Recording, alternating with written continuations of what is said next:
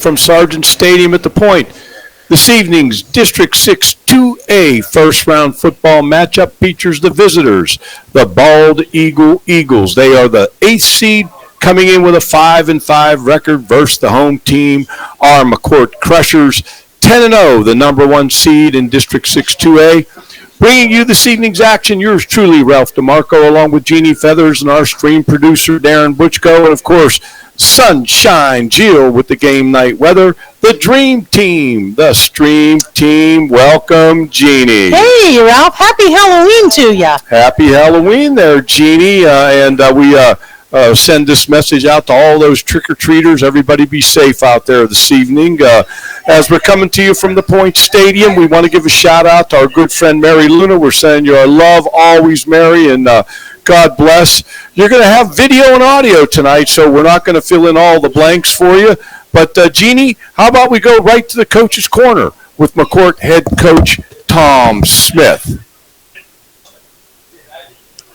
Welcome to this week's Coach's Corners with Crushers head coach Tom Smith. Thanks for joining us, Coach. Hi, Gene. Thanks for having me on this evening. Looking forward to tonight's game. Well, last week we traveled to St. Francis University to take on Bishop Guilfoyle in our United in Faith game. The Crushers came out victorious and, from my perspective, played a great game on both sides of the ball. Your takeaways from that game? Yeah, we're starting to grow as a team. That game was a very big game for us. It's the first time we beat Bishop Guilfoyle in, I think, 13 years, which was big.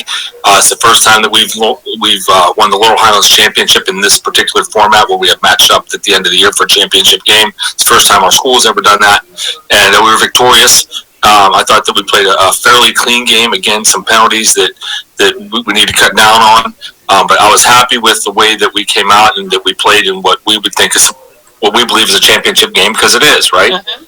And I think it was a good warm-up for playoffs, playing against a really good football team in Bishop Guilfoyle. And I think it sets the stage for, I'm hoping, that the team that we're on our way toward being as we enter the playoffs. It gives us a lot to look forward to and a lot to build on. And I think that our team is really starting to mature. Well, tonight is the start of playoffs here at Sargent Stadium at the Point, as our Bishop McCort Crushers take on the Bald Eagles in the District 6 quarterfinals. Bald Eagle comes in with a 5-5 record and are ranked 8th in D6 for AA. Our Crushers entered regular season a whopping 10-0, ranked number 1 in D6 AA. How much do you think these records mean going into this contest? Well, it's a new season, Gene. I mean, we're saying this to the kids. It's a brand new season. We sat in that position a year ago. We were the 8th seed going in and playing the number 1 seed, and we were 5-5 at the time. So there's a lot of correlation here between where we were last year to where we are this year. And I believe that Bald Eagle is a really good team. I mean, we're the number 1 seed, and we got a really tough draw. That's a Laurel Highlands football team that plays a Laurel Highlands schedule and has been in some really good games with some good teams. So in relationship to this is a team that I think is really, really good. And if we're not on our A game, we could lose the game. And like I said, it's a new season. So the 10-0 is great. That's in the past now. This is a brand new season, and if we want to do the things we've set out to do, we have to be focused. We have to cut down penalties. We have to play our brand of football. And, Gene, as the weather is right now, you're really not sure what you're going to get as far as that goes. So you got to battle the elements.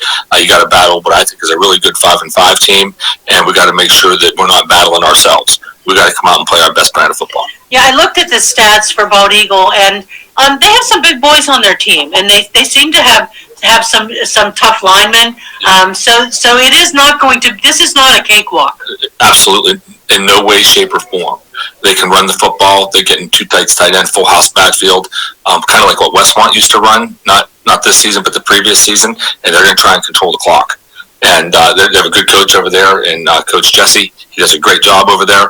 And I believe he's going to come out and try and control the clock. And they have some big boys up front. They're bigger than us up front. And I think they're going to get in that double tight set and try to ram it down our throats and just kind of churn out first downs and try to control the clock. And so we have to defend against that. And to do that, you have to be in a certain mindset. And that mindset is you got to get ready to play in a phone booth. And when I say play in a phone booth, it's a very tight space that you play in where people and offensive linemen are playing toe-to-toe. And we have to be toe-to-toe with them and try to break through gaps and do some different things so our defensive line is not getting pushed down the field and they're getting 2-3 yards a clip. We cannot allow that to happen. So that's how things are going to match up. So how do you think, as far as our team goes, I think that we're pretty healthy on the whole. We are. I mean, for the end of the season, given where we're at, I'm very thankful that we are not, banged up to the degree that some people are, going into week 11. We have a couple injuries here and there, but not to the extent of some of our friends and neighboring teams have. Good. Well, that's all great. So, Coach, what are your keys to winning this game and continuing on into the playoffs? Well, right now, it's about mindset right now. Well, we have a 10-0 football team, which we are. We have to continue to have the mindset that we've had all year long. Gene, I've come back to it 100 times, and I keep reminding our kids, you have to remember when you were the 0-5 team, and everything was against you, and you fought like heck to get out of that position to get to where we are today. And I'm going to keep reminding them of that. And so, yes, we were 10-0 last week, but we got it's almost like last week that we got to remind ourselves that we were 0-5 and worked out of the last 2 seasons to get to where we are. And we've been playing angry, we've been playing tough, we've been mentally tough, and I've got to keep reminding them that they are those kids, and that's who we are no matter who we play. Some people try to reverse the role and say that we're the team that's hunted now, and I disagree with that completely, with that philosophy. We're the hunters. We're hunting and trying to win a championship for our school. And to do that, Bald Eagle's in our way, and we have to continue to play angry with the same mindset that we've had the last 10 weeks and even beyond that to maintain what we're doing. Well, let's hope for a win tonight so that we can be playing next week. So good luck, Coach, and let's keep this winning streak going. Thanks, Gene. It's a pleasure. Welcome to And we're back on the Crusher Sports Network. You just heard Coach Tom Smith on the Coach's Corner. We'll get to Sunshine Jill whenever we see her, and we'll talk a little bit about the weather in just a bit. But I'm going to go to the keys to the game for the head coach from Bald Eagle, the Bald Eagle Eagles, Jesse Nagel. And, of course, almost every coach talks about turnovers. He doesn't want to turn the football over. He wants to compete up front, and Coach Smith talked about the size situation. We're going to talk about that a little bit, and control the clock. So from those keys to the game, you got to believe that he wants to run the football and compete up front with a very tough offensive and defensive line for Bishop McCort. With that being said, how about we take a break? Before we do, I do want to recognize our sponsors that we have for tonight's game. We are very thankful that Weber Seltzer Wealth Advisors experienced the difference of truly refined wealth management. That's Weber Seltzer Wealth Advisors is the stream sponsor tonight. They've stepped up. We also have attorney Matthew Zatko, who sponsored the student section, so our students could come to the game for free. And Bainey Trucking bought towels, little Crimson Crazy towels. So I want to recognize those sponsors, and I'll recognize them throughout the game. But we are very thankful for all that you do for our school. Let's just keep it here. And I do want to mention for our fans, you're not seeing all those activities that you normally see before the football game or even at halftime. This is a District 6 event, and we follow their procedures and rules and regulations on how pregame and halftime and the game is set up. So keep that in mind, fans, that there is no special mantra on tonight's game. It's a District 6 2A playoff football game. With that being said, Jeannie, how about your keys to the game? My keys to the game is we have to come out very strong in the first quarter.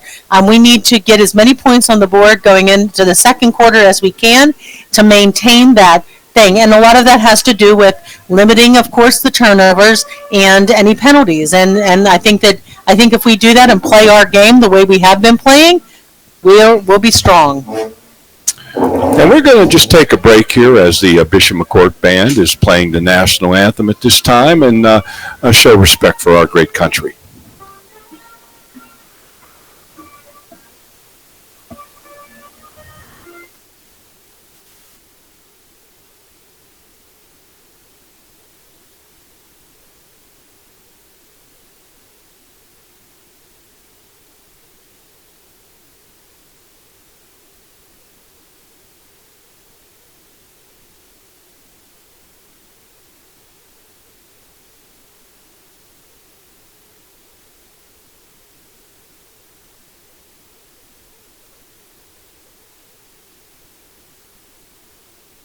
And we thank Miss Y and the Crusher Band for the national anthem. We want to give a shout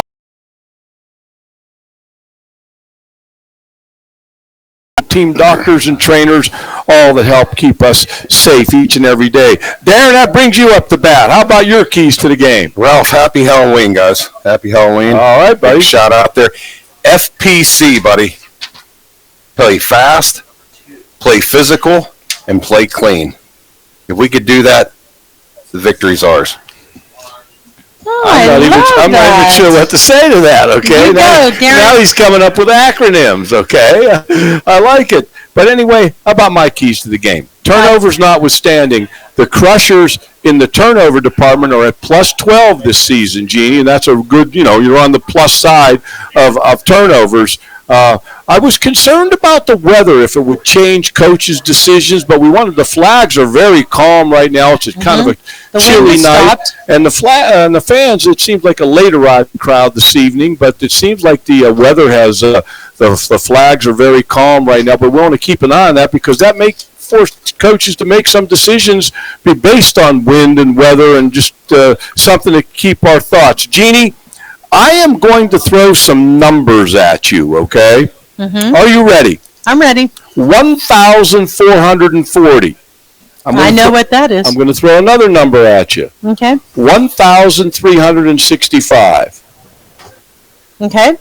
So, Jeannie, Coach Smith talked about the upfront battle. Coach Jesse from Bald Eagle talked about the upfront battle. You take the top 5 linemen for the Crushers, they weigh 1,440 pounds. They average 288 pounds per man. Bald Eagle has 1,365 pounds in their top 5 guys. They average 273 pounds per player, and I believe that's where the game's going to be won or lost, up front. And Bald Eagle's going to try to take their big guys, push our big guys off the ball, control the clock, be in it at the end. We've got to keep an eye on that. And how about we take a break from friends of the Crusher Sports Network?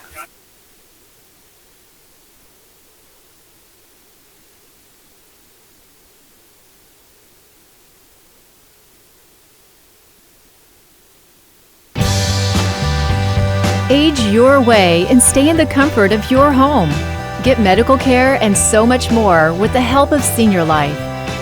We offer customized health plans where seniors can access our life, health, and wellness centers and in-home care service. No out-of-pocket costs for those who qualify. Check your eligibility. Visit seniorlifepa.com. Age your way in your home with Senior Life.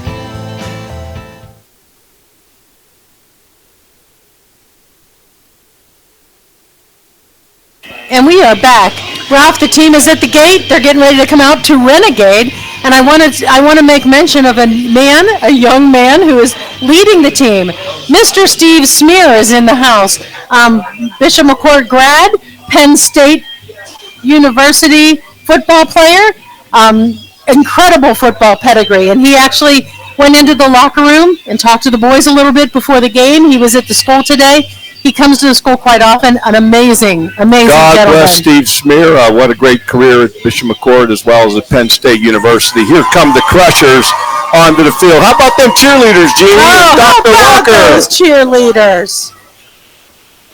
Student body's going to start rolling in there now. They're starting to step it up. They're coming in. It's cold. And for what it's worth, the Tribune Democrat Pickers picked us 7-0. Smart group, I hope.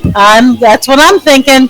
So yeah, we're real excited about today's events, and I'm excited for the game. Coming off the Laurel Highlands Athletic Conference championship win against Bishop Guilfoyle last night, we're going to give you last week. You lost a week, Ralph. We're going to give you the standings in District 6 2A. Absolutely. Your Bishop McCort Crushers are number 1.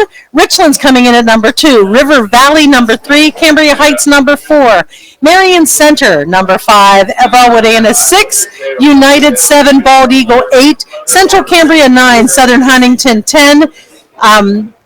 Penns Valley 11. 12 is West Shamokin, and number 13 is Westmont Hilltop. And Jeannie, while we gave you those districts, and here comes the Bald Eagle Eagles. white jerseys, blue pants, gold helmets. The Crushers gold helmets, red jerseys, gold pants, and Bald Eagle gathering himself right in the end zone in front of us. But if you want to think about the tournament, Bishop McCort playing Bald Eagle tonight.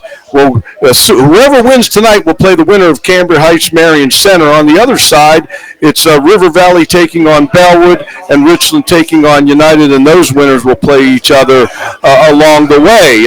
And don't you worry, I'm going to be watching those scores all night long for you. Well, God bless you, and we thank you for that.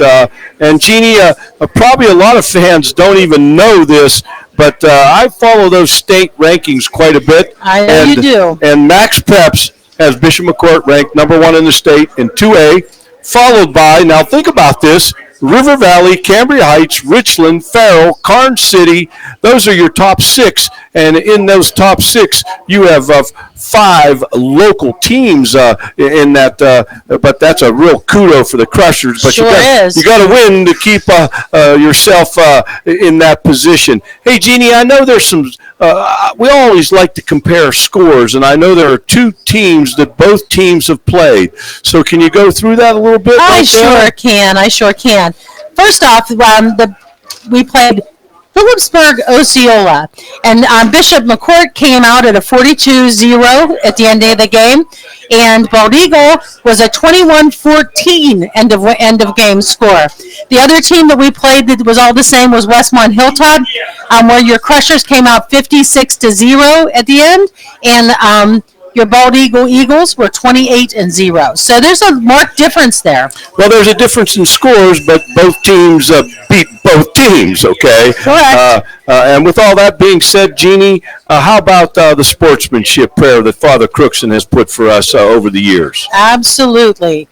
Strong and faithful God, the giver of the fullness of life, as we come together for this contest, we ask you to bless these athletes, coaches, officials, and all gathered here. Keep these young people safe from injury and harm, instill in them respect for each other, and reward them for their perseverance. Lead us all to the rewards of your kingdom, where you live and reign forever and ever. Amen. Amen. And Jeannie, we're going to get to the toss of the coin right now.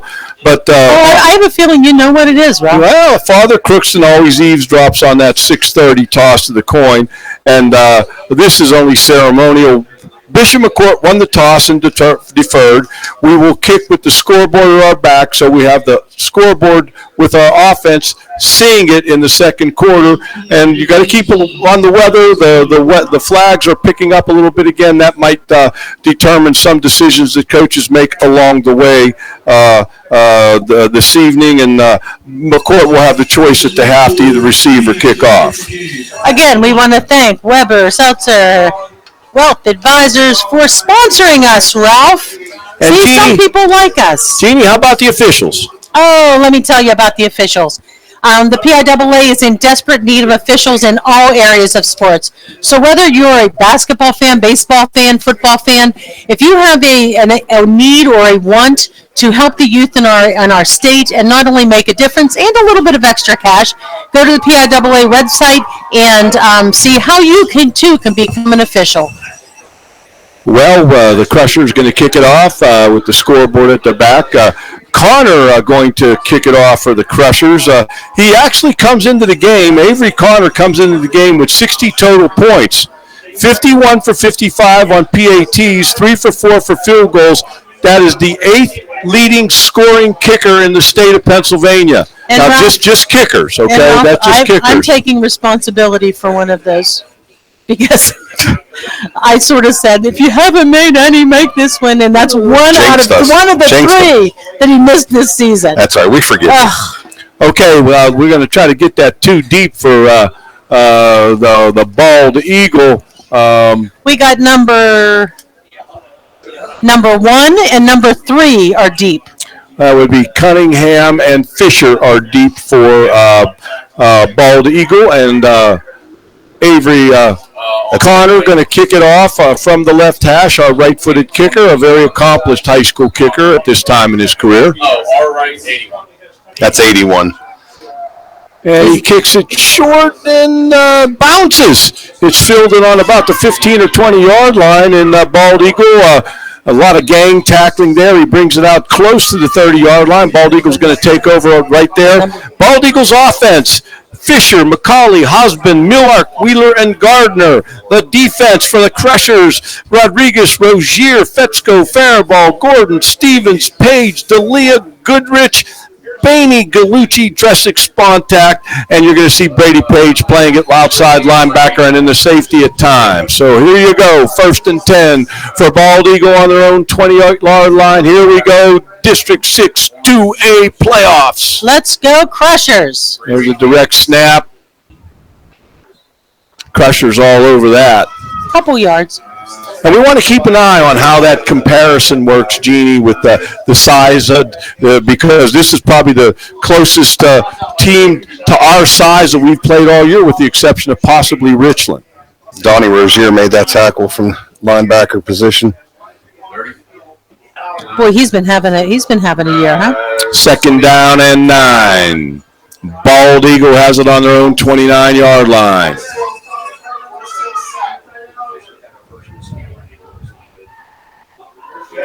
What we're doing with the stats, we're on the 10-yard line.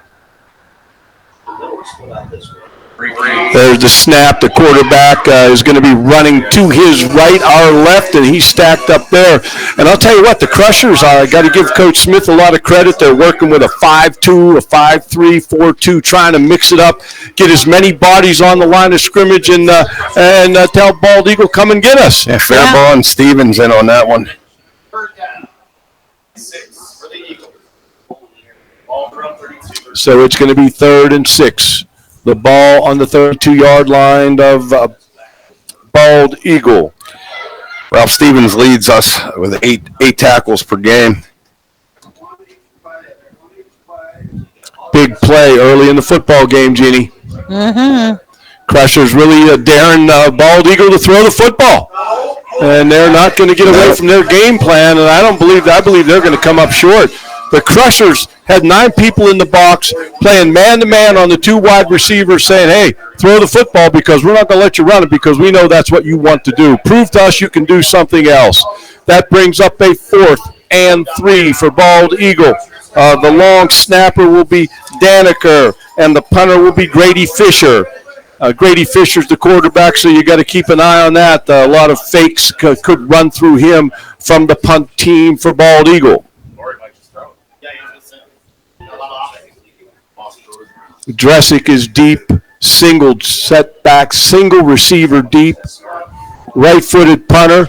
Oh, he gets a nice little spiral, gets end over. Nice Dressick gets it on the 16, the 25, the 30, and a nice return by Dressick. He picked it up at the 16 and gets it out to the 33-yard line, and the Crushers will take over 1st and 10 at that point. There we go. That was an important drive. I mean, I always like the first play of the game. The first, segment. Makes a big difference. I get it. It starts the momentum, Ralph. It starts the momentum. Little Mo. Hey, we did the officials, right? We Yes. okay, yeah. Oh, yeah, Ralph, I know. were you listening to me? Well, no, yeah, I'm listening. I'm just... Not paying attention. Okay, Maria. Oh, your lovely wife. She's God a bless shout her. out to Maria. God bless her. She's taking care of the trick-or-treaters right now. D'Elia running left to right, breaks one tackle. And I'll tell you what, he battles the 7 yards.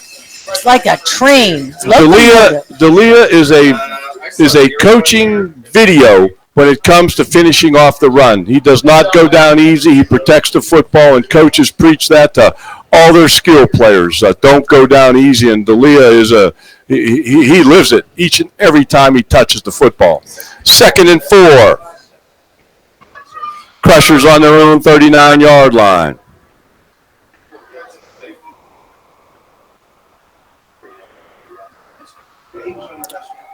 Back to D'Elia again. Bald Eagle in a 4-3, and coming from his outside linebacker position for Bald Eagle was number 30, Xavier Nagel, a freshman on the field for Bald Eagle, making a big play.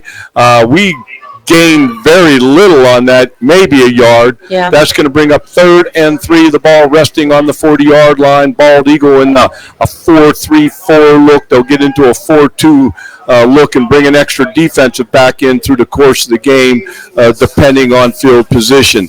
Now the Crushers, as we know, do not huddle.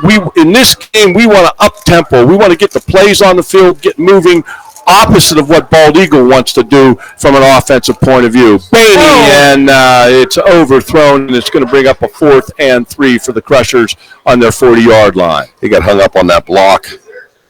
Bellucci did. That's a good play by the Bald Eagle. Keep him from getting off the line. They're going for it. Coach Smith throwing caution to the wind early in the football game. You're going to try to draw them offside, or you're going to run the football, or you're going to throw the football. Just hate to have us waste the time out here. We'll see. They snap it. They're going for it. Bainey back to pass. Bainey's going deep down the sidelines. He's got a receiver down there. It's incomplete. And Bald Eagle will take over on downs on the Bishop McCort 40-yard line. Throwing caution to the wind in the playoffs. Coach Smith says, hey, we're here to win this thing. And now the defense is going to have to come on the field and dig in a little bit here. How about we take a timeout for a message from friends of the Crusher Sports Network? Just one, please. At First Summit Bank, we're more than just bankers. We're your neighbors, your friends, your partners through every step of life. And now we're helping you enjoy even more of life's moments with First Summit Bank's First Perks. With First Perks, you'll get exclusive discounts on shopping, dining, and entertainment just for being part of our community. Car trouble? No problem. Roadside assistance is just a tap away. Because at First Summit Bank, we're always here when you need us. Wherever life takes you, First Perks goes with you. Sign up today and start enjoying the perks of better banking. First Summit Bank, your community bank. All right. We're back. We're back on the Crusher Sports Network. Bald Eagle taking over 1st and 10. Direct snap to Fisher, the quarterback. He runs to his left, and the Crusher defense stacking the line of scrimmage, daring Bald Eagle to throw the football. 7 minutes and 30 seconds on a moving clock in the first quarter. No score in this District 6 2A first-round playoff game. That's a loss of a yard on that, Ralph. It's the hunt for a district title and a state championship title. You can't shy away from those things. That's why you're playing at this time of the year. 2nd and 11 for Bald Eagle on the Crusher 41-yard line. Crushers have 8, 9 people in the box. They're going to try to throw a double pass. Intercepted by Bainey. The 40, the 50, the 40. We got a flag. Bainey's brought down on about the 30-yard line of Bald Eagle, but we got a flag down on the 36-yard line. I think it might have been a block in the back. Well, you know what? He's 25 yards ahead of you. Why would you feel that you need to make that block, okay? I don't want to criticize young guys, but you got to be smarter than that. Well, there's your first turnover of the football game. We'd have been on their end of the football field. That puts a dent in my C there, Ralph. There you go, clean game, right? Yep. I believe Bainey leads us with interceptions. He's probably leading the region in interceptions as well. Yes, he does, Ralph. You know, he's got those long arms, those long legs, man. You get the ball close to him, he's jumping. He has 6 now, Ralph. What was the call here?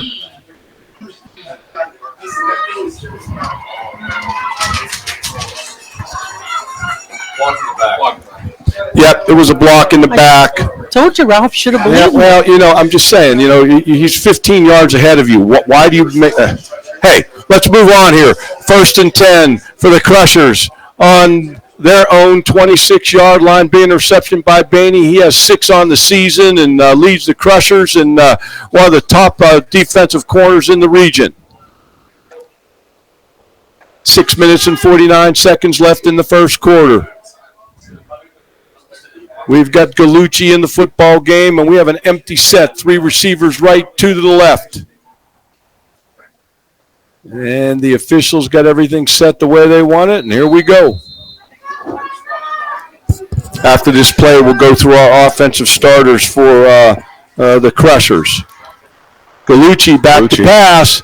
He's being flushed out. He throws it, and he just throws it away, and now we got another flag on the field. With that being said, I'm going to go through our offensive unit. Zahorn, Rozier, Rodriguez, Fetchko, Hildebrand, Gallucci, Dressick, Page, Spontak, D'Elia, Bainey, and Angelo Gallucci will line up in a lot of different places. And one thing that Coach Price mentioned was that Bald Eagle is a very dangerous team.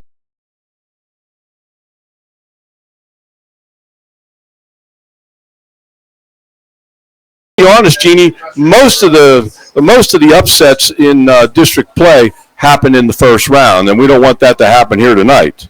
Well, they had a flag, Ralph, but they didn't move the ball. They must have picked it up, said there was no penalty.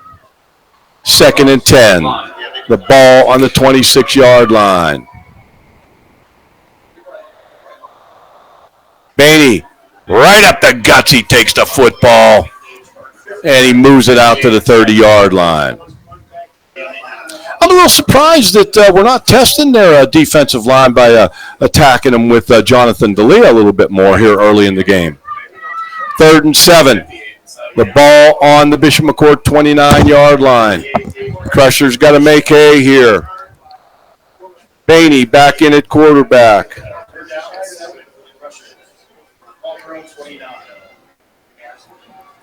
A lot of signaling going on. A little confusion. Oh, well, come on, guys. 10 seconds. By not huddling and they look at the bands, there is a lot of signaling that goes on. Yeah. So they're all on the same page. Still in the empty set. Bainey hands it off That's up the guts. Down and more. He's going to break it. Dressick's going. Who is that? 5? Nick Dressick. That's what a play. Nick Dressick. He's on the 2-yard line. He gets tackled on the 2-yard line. That thing was 78 yards. Any way you look at it. Big play. Who is that guy?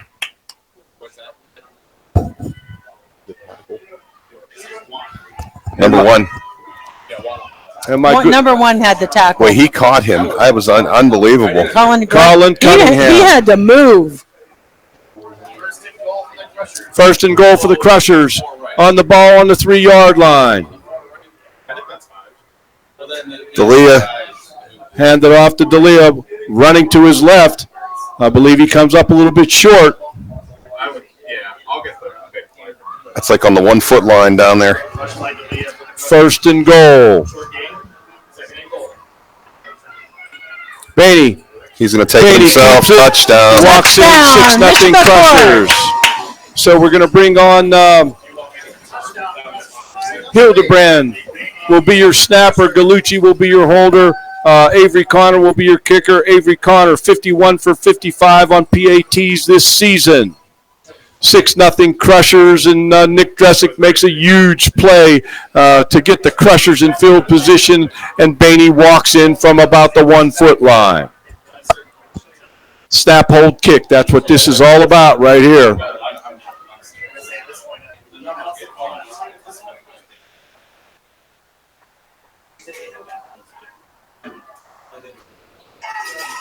And he gets it 7-0. And how about we take a break from Friends of the Crusher Sports Network?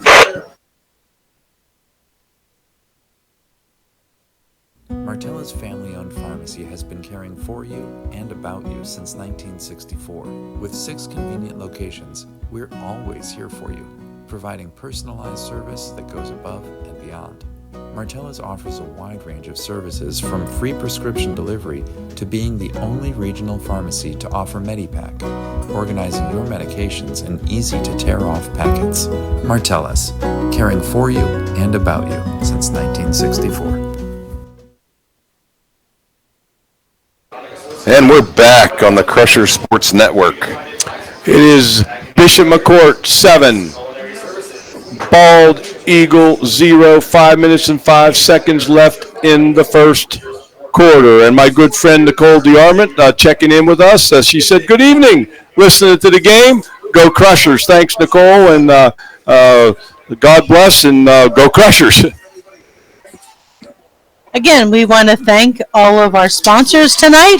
We have Weber Seltzer Wealth Advisors. Experience the difference of truly refined wealth management. If Weber Seltzer Wealth Advisors. We also have Attorney Matthew Zatko, student section sponsor, and Bainey Trucking for the Student Crazy Crimson Towels. So Connor's going to kick it off from the left hash. Can you get those deep numbers? Connor kicks it down the hash. Fielded by Bald Eagle at that point. And that's number 1, Ralph. That would be number 1, and that's Colin Cunningham. I didn't get the number on who made the tackle. I'm thinking it might have been Faraball, number 7. That was number 4. Number 4 would be Brayland Wiley on the kickoff team, making things happen for the Crushers. 1st and 10 for Bald Eagle. The Crushers 7, the Eagles 0, 4:59 left in the first quarter, and it's 1st and 10 for the Eagles on their own 32-yard line.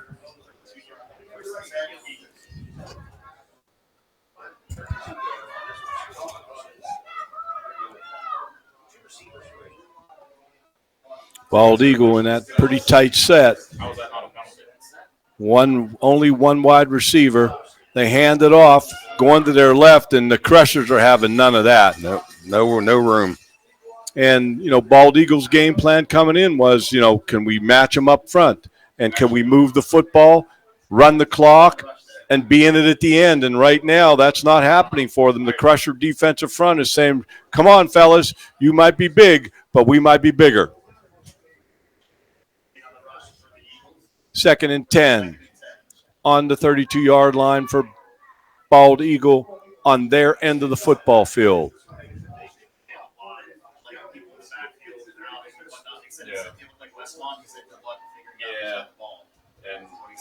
A lot of shifting. Crushers seem very, very well prepared for that. And they just snap it to their quarterback. I believe that's number 1 handling the football. That's Colin Cunningham. And he's running to his right, and he picks up maybe a yard, maybe a yard and a half. And that's going to bring up a 3rd down and 8. That was Garrett Fairbaugh. Yeah, on the tackle. Ball on the Bald Eagle 34-yard line. I'll tell you what, Jeannie, this is a bigger play than you think, because if they're forced to punt it to us and we can go up 14-0, that's going to change their mindset just a little bit. Sometimes you just got to get in their heads, Ralph. Yep. There's the snap, running right. He's going to throw it, and no doing. And Johnny on the spot there, I believe, was Bainey, and the quarterback had to throw it out of bounds. The clock is stopped with the incompletion. That's going to bring up a 4th and 10 for Bald Eagle on their 34-yard line. They are in punt formation, and Dresick, number 5, is deep. He made that big play. It's interesting in the lineup that we're doing on the punts with only one person deep. Well, Bald Eagle must be known for some trickery. Well, there it is. There's your trickery. A little reverse, then a pitch. Oh, my gosh. That didn't work out too well for them. There was a lot of pitching, passing, wiggling around there, and the fake punt doesn't work, and the Crushers are going to take over 1st and 10. Hey, with really good field position. To be honest with you, Jeannie, whenever you see like one guy deep, they're going to set up north and south returns. They got a lot of bodies on the line of scrimmage. They're going to block you there, or they're going to rush the punter there. They're going to give you the same looks. If they can hold them up, he's going to get 15, 20 yards before you know what's happened. When you're too deep, you're looking for returns that are set up like walls going left or right, okay? Okay.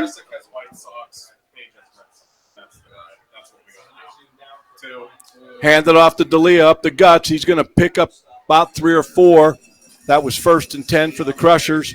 And like I said, if you watch whenever they punt the football, if we've got one deep, we're going to cover their bodies up front. We're either going to attack the punter, or we're going to block those people there to give Dresick an opportunity to get a decent return. 2nd and 7. The ball on the Bald Eagle 28-yard line, and the Crushers have an opportunity to take control of this football game. Bainey running right. He's looking. He throws it down the field. It's caught inside the 10, down to the 5-yard line. I got to get a number on that receiver. Josh Spontak looks it in, tucks it away, and the Crushers are in business. First down, and I believe it's going to be goal to goal. Yeah, Ginny, you got to wonder. Like, it's only 7-0, and they got 4th and 10, and they're going to fake a punt on their end of the field, and a couple of different waggles and handoffs and all that. That didn't make a whole lot of sense to me. It wouldn't have been my choice, Ralph. First down and goal. The ball on the Bald Eagle 3-yard line. Looks like they're at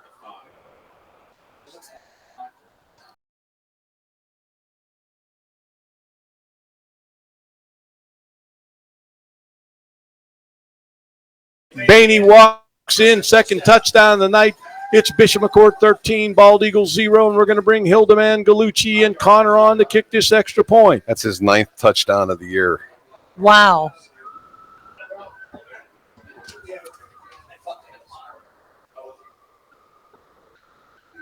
Well, we got fire engines and going and everything, and all the local law enforcement out making sure those trick-or-treaters have a pleasant evening, Jeannie.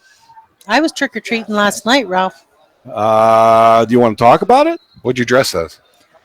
Well, there was a time when I dressed up and took my nieces and nephews every year. But I've sort of outgrown that a little bit, and now I just give out the treats to the little munchkins. They're going to move them back, a little penalty.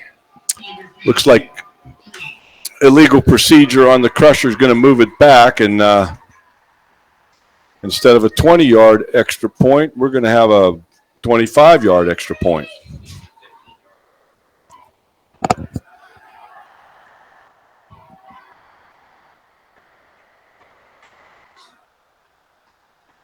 It's blocked. And I believe it was blocked. And now it's Crushers 13 and Bald Eagle 0. How about take a break from Friends of the Crusher Sports Network? At Mission Critical Solutions, we're not just about metal. We're about precision, innovation, and excellence. From welding and machining to custom fabrication, our expert team ensures every detail meets the highest standards. What truly sets us apart are our specialty services, expert project management, streamlined supply chain solutions, and rigorous quality engineering. Mission Critical Solutions, where exceptional metalwork meets unparalleled expertise. Transform your vision into reality. Contact us today.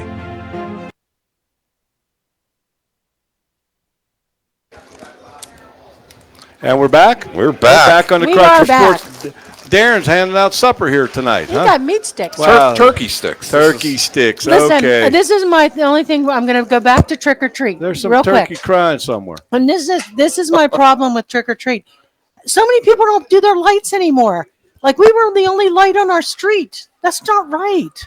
I'd be tricking everybody. I am going to not touch any of that conversation, Jeannie, just so you know. There would be toilet paper flying all over the neighborhood. Okie dokie now. Connor's going to kick off from the left hash. 2 minutes and 3 seconds left in the first quarter. Right-footed kicker, right down the hash. Kicks it kind of high and short. It's picked up on the 19-yard line by Bald Eagle. That's number one. He's running to his left. He's getting a pretty decent return there, and he's still on the move. And, we knock him out of bounds on about the 47-yard line of Bishop McCort. We've got a flag on the field. That was Colin Cunningham returning that kickoff for the Eagles. Now we'll have to see what this flag's all about. That location probably tells me it's another hold or block in the back. Holding against Bald Eagle. That was a nice return. Yeah, we'll take that holding penalty.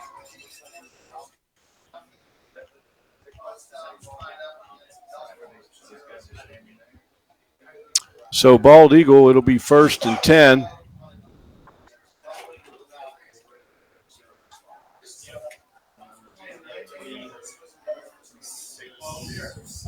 Why is it that all the games are played down there? Like, we got this beautiful end of the field. We hardly ever see any action over here. This is straining my eyes here. 1st and 10 for Bald Eagle on their own 27-yard line. 1 minute and 53 seconds left in the first quarter. Crushers up 13-0. The quarterback's going to take it up the guts, and he's going to pick up a couple. That's probably their best run there on that keeper. Second down and 10. 10. The ball on the 31-yard line.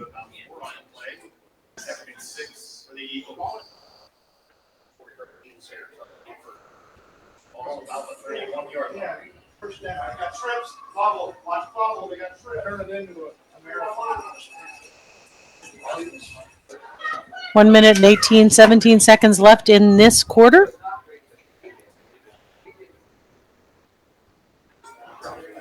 They're going to throw a little hook right underneath there. Looks like they're going to get the first down.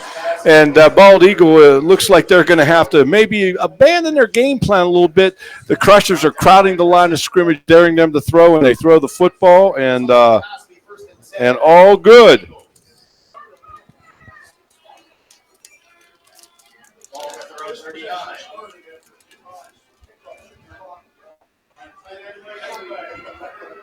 And we got our good friend, we'll get to Tom Dieter in just a second after this play. It's 1st and 10, the ball on the Bald Eagle 39-yard line. First quarter starting to wind down here. There's the snap, handed off, running to their right. And the Crushers are Johnny on the spot there. Looking for Marquis scored him on a 3. tackle. And I'm going to believe the Bald Eagle's going to let this quarter run out. And our good friend Tom Dieter says, Happy Halloween, Ralph and Jeannie, and go Crushers, and God bless you, Tom. Thanks, Tom. And if we can take a break from Friends of the Crusher Sports Network as we wind down the first quarter.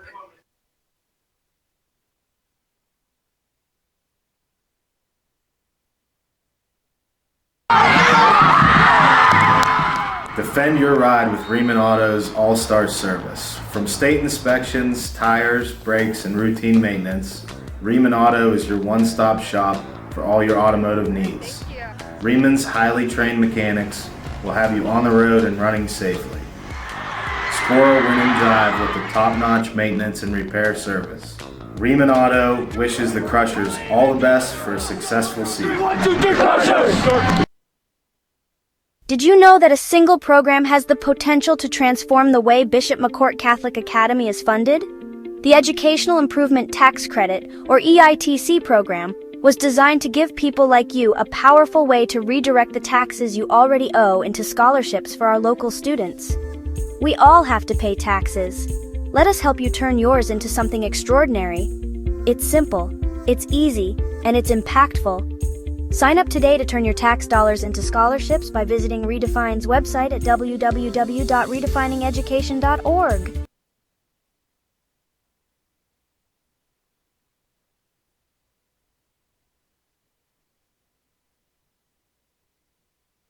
And we are back as the teams get ready to start off the second quarter here at Sargent Stadium at the Point. Once again, I want to thank our stream sponsor, Weber Seltzer Wealth Advisors. You can experience the difference of truly refined wealth management with Weber Seltzer Wealth Advisors. 2nd and 8, the ball on the Bald Eagle 41-yard line. There's the snap.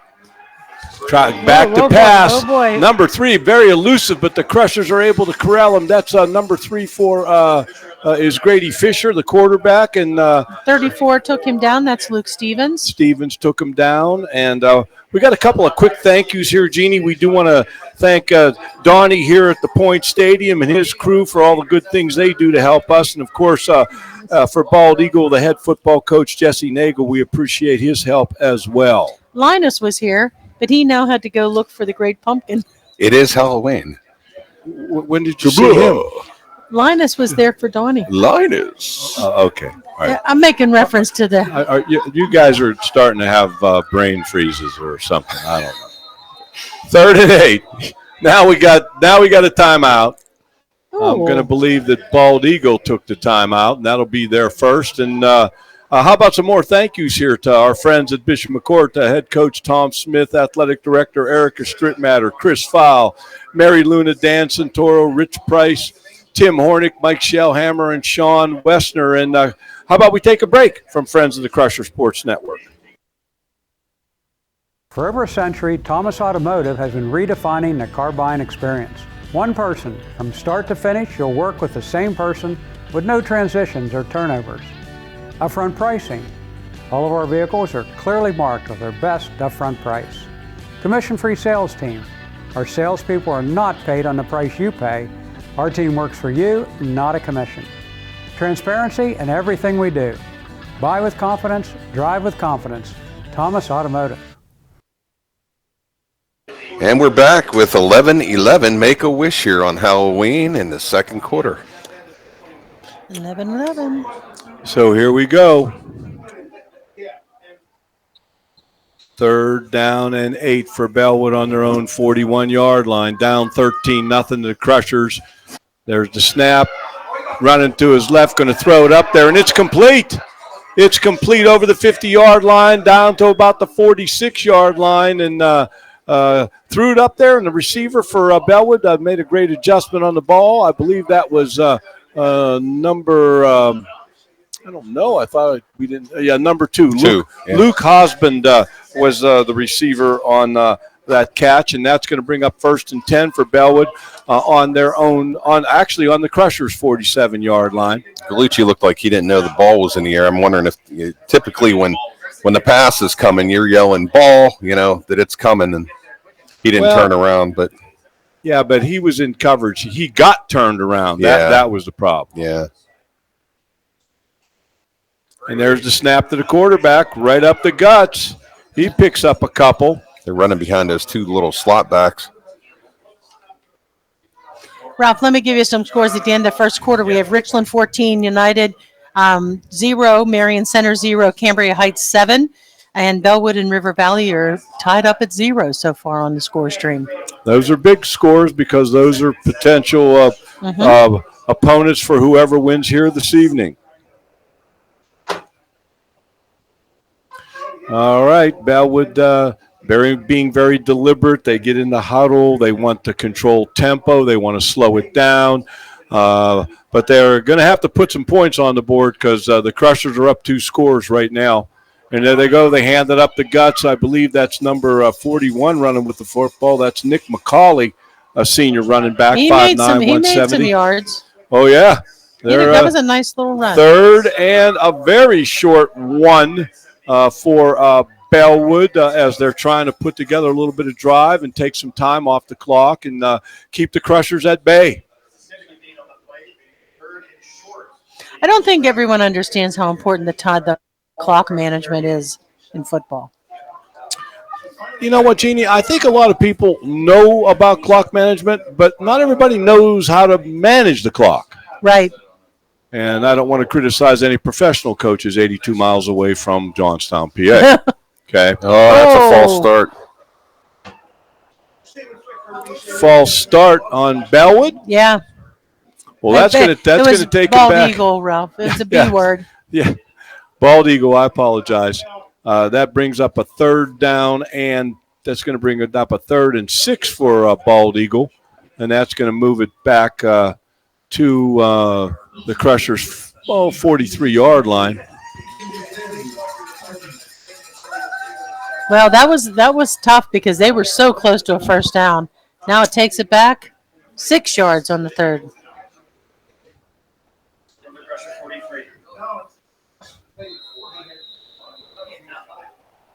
The clock is moving, 9:17, 9:16 left in the second quarter. Our halftime guest will be Jess Varga. We'll be talking about EITC. We're going to be talking about EITC and other ways that you can get involved with helping out Bishop McCort and helping our students.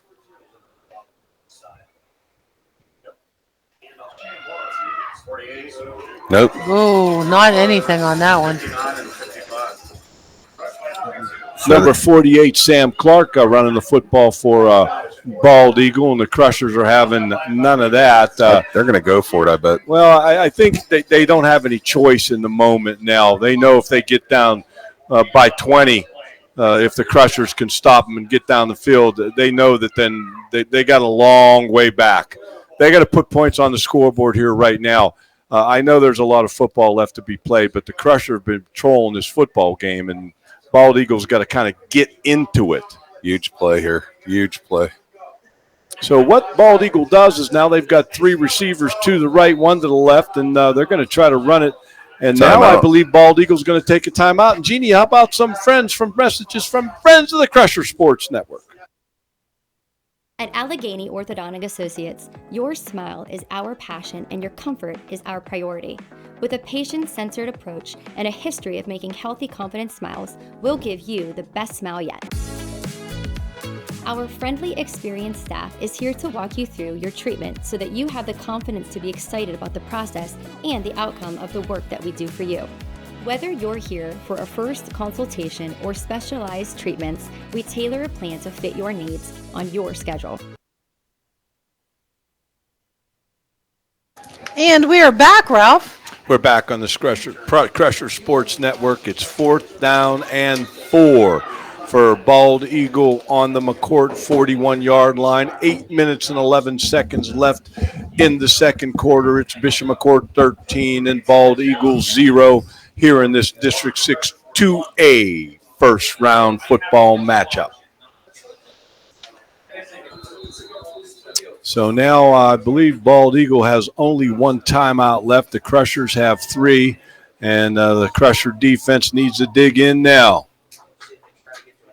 There's the snap, kind of low. Going to throw a little slant, and actually it's caught by the second receiver. I don't believe that's who they were actually throwing the football to.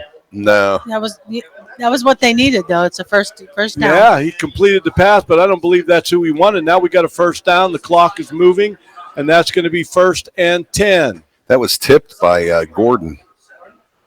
He got a little hand on that, and it caused it to go up. And 1st and 10, the ball on the McCort 34-yard line. Bald Eagle mounting a bit of a drive here right now. 7:44, the clock moving in the second quarter.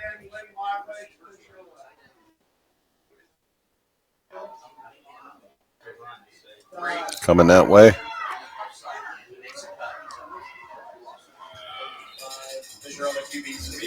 Pick up about a yard.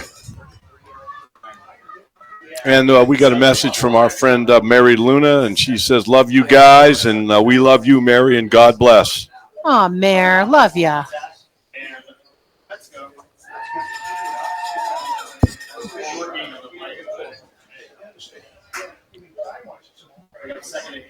There was a short gain. I don't even know if it wasn't even a whole yard. It's about 2nd and 8 now. Oh, 9. 2nd and 9. 2nd down and 9. The ball on the McCort 33-yard line, and Bald Eagle trying to put a drive together here. Keeping himself. No, Gordon off the edge. Or no, that's Dressick. Number 5, Dressick. They brought Dressick up on the line of scrimmage on our defensive right from his safety position. They didn't even realize he was there. They brought him on a blitz, and he runs it down for maybe a yard gain. It doesn't even look like a yard gain. And that's going to bring up a 3rd and 10. The ball on the McCort 34-yard line. Big defensive play there. And now we need to stand here, and we got to go down and get some more points. Need another one. I would have to think that Bald Eagle, Jeannie, is not going to, if they don't get this first down, they're going to go for it here at this point. Going to back to pass. He's got a man wide down. Open. Oh, my gosh. Down in the flat. We've got a receiver wide open, and Bellwood is on the march. Was that the old wheel route there? Well, they had trips to the wide side. They ran one receiver off. They ran another receiver into the flat, and the third receiver ran between the 2 of those receivers, and we didn't cover them. Yeah. So now we got 1st and 10. The ball is on the Bishop McCort. Bellwood being very deliberate here, getting their plays in, taking up some time, keeping the clock moving. 1st and 10 on the McCort 21-yard line. The Crushers got to keep Bald Eagle off the board here. Motion, give it to him on the jet sweep. He cuts it up inside. He's still running, and he's down inside the 10-yard line, and we've got a flag, and I'm going to have to believe that that might be a face mask on us.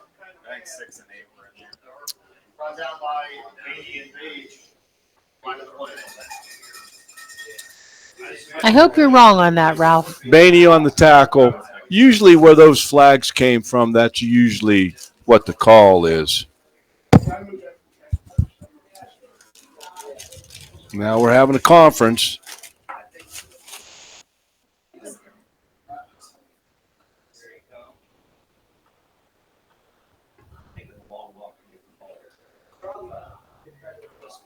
Yep, you got Face that right. mask, yep. So that's going to move them. Wow. Is that going to be first and goal? Yep.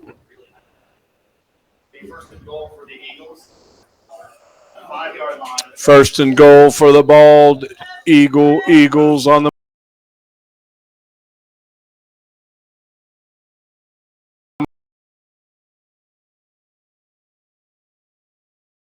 of Donnybrook, which we were hoping we wouldn't see tonight, but Bald Eagle putting up a heck of a fight. He's keeping himself. Crusher stack him up. Oh, he fumbled the ball. No, he stole it. He took it right out of his arms. Is that fair ball? Yep. Keep going, keep going. Faraball. Number 7, Garrett Faraball. Is there no flags? The play had not been called dead, and Faraball ripped the ball right out of the arms of the Bellwood running back, and I don't see any flags, and that makes it 19 Bishop McCort 0. I don't know. They're talking, Ralph. Well, they might be saying the play was blown dead, but we'll see. Uh-oh, here we go.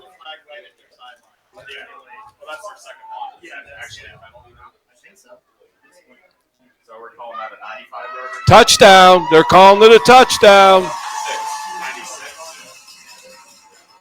And sideline warning on them. And we're Hildebrand with the long snap, and Gallucci will be holding, and Connor will be kicking the extra point. Bishop McCort 19 and Bald Eagle 0, and now the coach from Bald Eagle wants to have a discussion with the officials here. And now here comes the discussion. Yeah, Faraball just took it right out of his arms. He just ripped it right out. Now we're having another debate team here. No matter what the explanation is, the coach from Bald Eagle will not be happy no matter what, unless he gets the ball back on the 4-yard line. I mean, you're inside the 5-yard line and something like that happens. That's just a backbreaker for them. Chance to get back in the game, and as you said, I can't see them overturning this. They're not going to overturn it, no. But at some point in time, you call the debate off, okay? You're the officials. Hey, fellas, we made the call. We explained it to you. We're going to go play football here. Now, I don't know what's the flag here. Oh, okay, they're picking up the flag. Wow. You don't have to explain it to them that much, officials. You just tell them one time and let's keep the game moving. Wow, the stands are going wild here he said this press box is rocking.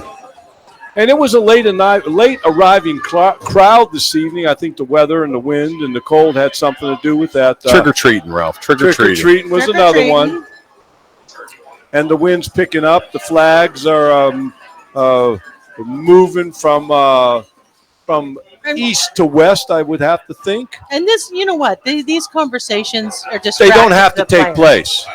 You tell them one time and you go back on the field. You don't have to give them a dissertation. My God, we got 3-hour and 3.5 hour high school football games. I have to say that that's the first conversation they've had. Usually there's like 5 till this time. So we got Hildebrand's going to snap it. Gallucci's going to hold. Connor's going to kick it. It is Bishop McCort 19, Bald Eagle 0, awaiting the kick. And it's blocked again. And I'll tell you what, that's 21. Number 21. Coach Santoro's not going to be happy because you got to block people. You just can't let them walk right through you. That's right up the middle. Hey, it's Bishop McCort 19, Bald Eagles 0, 5:14 left in the second quarter. How about we take a break for friends from the Crusher Sports Network? Hi guys, how are you? Experience quality dental care at Family Dental Center. For over 33 years, Dr. John Walker has proudly served the Johnstown area and now welcomes Dr. Jesse Cooper to the practice. Together, they offer gentle, comprehensive care for every member of your family. Bright, confident smiles start here. Call today for your appointment. Family Dental Center, 307 State Street in Southmont.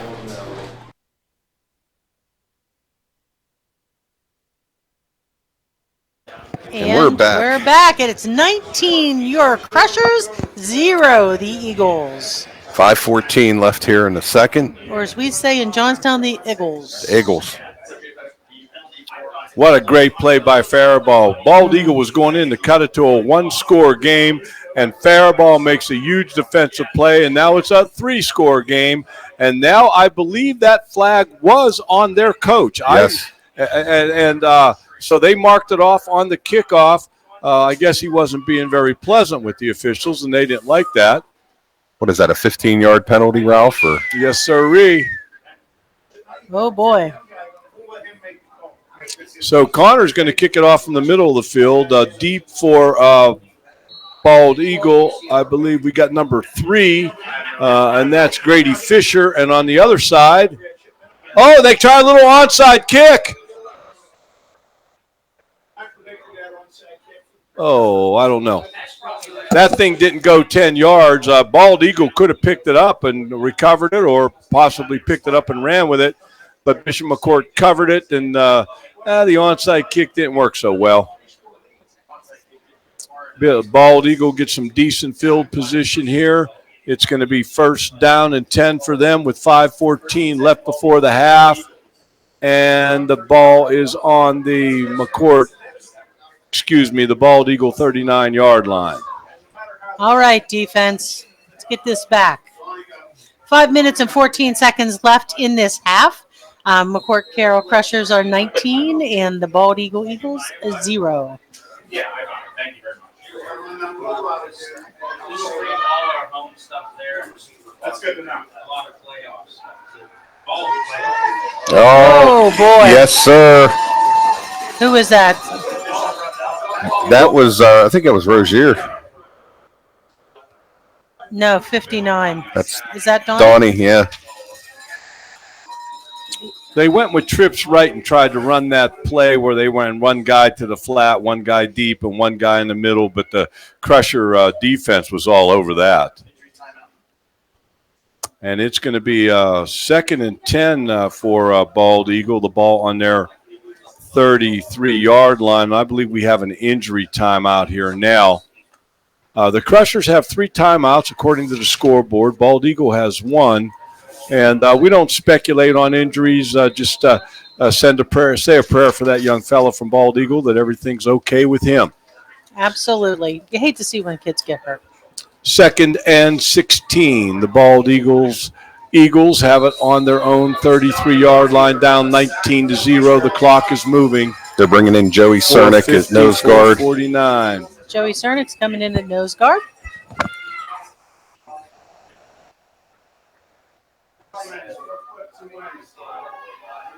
Number 7 is in at quarterback for Bald Eagle. Oh, it's a bad snap.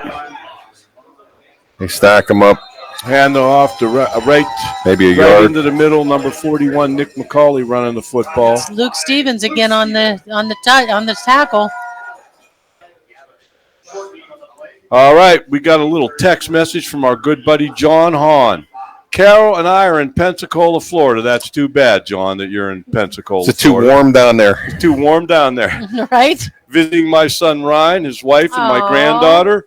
A little warmer here than Johnstown. Of course, of Let's course it keep is. it rolling. Go Crushers. God bless. And God bless you and Carol and your family, Coach Hahn. Thanks for checking in with us. Thanks, Coach.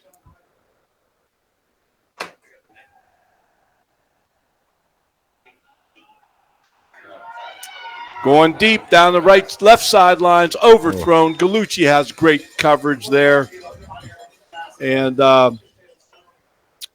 it is now 4th down for Bald Eagle and 4th and 14 on their own 35-yard line. They're bringing in their punt team. Well, I don't think they have much choice but to punt the football here. Crushers switched it up there. They went from the 5 front, which they've been playing all game. Now they went to the 4 front, get the extra guy in the back on defense. Number 7 punting for Bald Eagle. That's Caleb Irian. Right-footed punter. It's blocked. And the Crushers pick it up. Wow, he took a long time to punt that football. And the Crushers blocked the punt. Garrett Faribault had that ball. And Garrett Faribault comes up with the football. Not sure who blocked.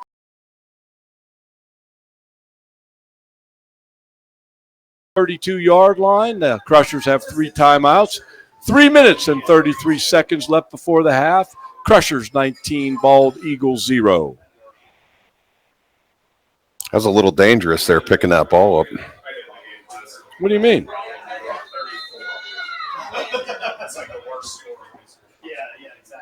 Bald Eagle trying to get 11 guys on the field. Hand that Bainey just going right up the guts. I'm shocked we haven't really gotten the ball to D'Elia a whole lot in this football game. Hope he's okay. No gain on the play. Bring up 2nd and 10 for the Crushers. 2nd and 10, the ball on the Bald Eagle 32-yard line. Pretty much his first half, too. Back-to-back possessions. Empty set. Bainey in the gun. Bainey's flushed out, trying to find some room. And Bainey, he breaks a couple tackles, and now he's going to throw it down the sidelines, and it's out of bounds. He was trying to hit number 6, Brady Page, down the right sidelines. Was that Gallucci or Bainey? That was Bainey. Well, Bainey was doing a lot of dancing, man. He was moving left, moving right, breaking tackles, and almost made a big connection. The clock is stopped with the incompletion. It's 3rd and 10. The ball on the Bald Eagle 32-yard line. 2 minutes and 45 seconds left before the half. You know, Ralph, you may have been right. That may have been Ange Gallucci. That might have been Ange. Ange is in there now at quarterback. I believe that was him at quarterback on that last play. Fake it to D'Elia going left, and Gallucci keeps it up the guts. Number 32, Johnny on the spot for Bald Eagle. That's Nino Daniker. Well, Crushers are not going to punt the football here. Not at this field position.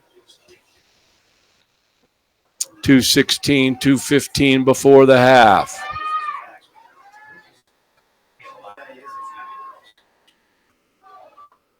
Gallucci throwing a little middle screen to D'Elia. No, he's going to be short. Crushers are going to come up short, and Bald Eagle's going to take over on downs with 2 minutes left before the half. And, Jeannie, so we know, at the half, it's only 15 minutes. Now, I talked to Mrs.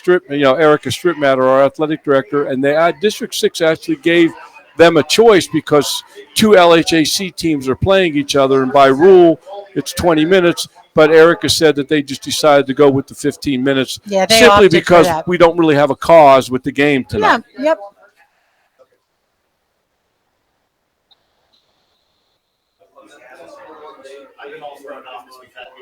A lot of hats and jackets and scarves tonight, huh, Jeannie? There sure are. So now we got Bald Eagle 1st and 10 on their own 24-yard line. Then a little double reverse pass. I believe the Crushers have the football. I believe it's Faribault. No, it's 74. That's 74. Rocco Fetzko. It's our football. Bishop McCort has the ball. Oh, whoa, Well, whoa. you know, Ralph, you know what I always say. There's only 2 things that matter. What are they, Jeannie? Turnovers and the scoreboard. And if we can put this turnover into points, it'll be a long road for Bald Eagle to get back in this thing.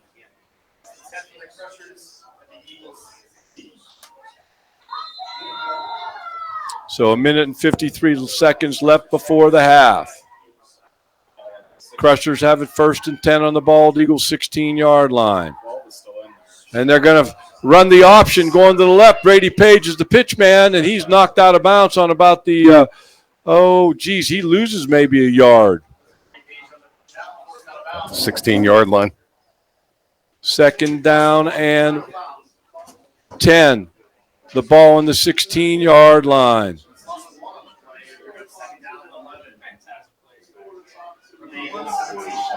They changed that spot. It's on about the 17.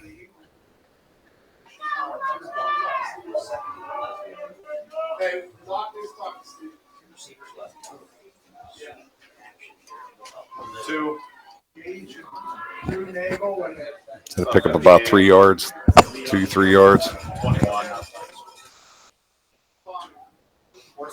So, Ralph, what do you consider our field goal line? Well, I watched in warm-ups, and it seemed like if we're on the 25-yard line or in, they'll give Connor an opportunity. Just remember, if we're on the 25, that becomes a 42-yard line, 42-yarder. But I believe if we're definitely in his field goal range right now. Gallucci down the middle, and off our fingertips here. That was close. That was close. That was intended for Brady Page. Almost had his hands on it. 4th down, 8, and I believe they may be going in.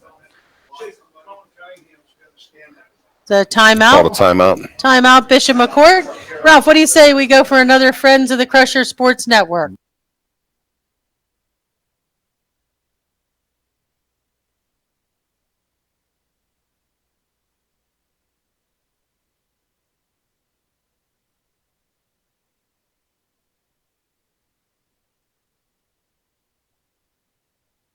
For me, being a part of the 6 News team, it's a privilege. It's a responsibility not only to our viewers, but to those who came before us. Always showing up, following leads, getting both sides of the story. It's the foundation of 6 News, knowing we delivered on our promise to you. Coverage you can count on. I'm Jen Johnson.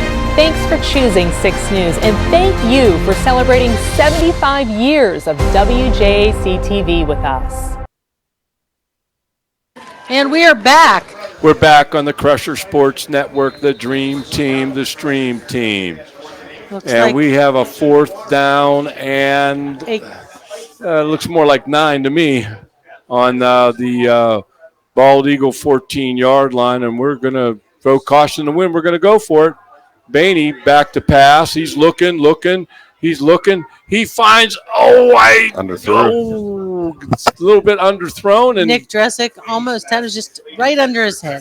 Bald Eagle's going to take over. Oh. 55 seconds left in this half.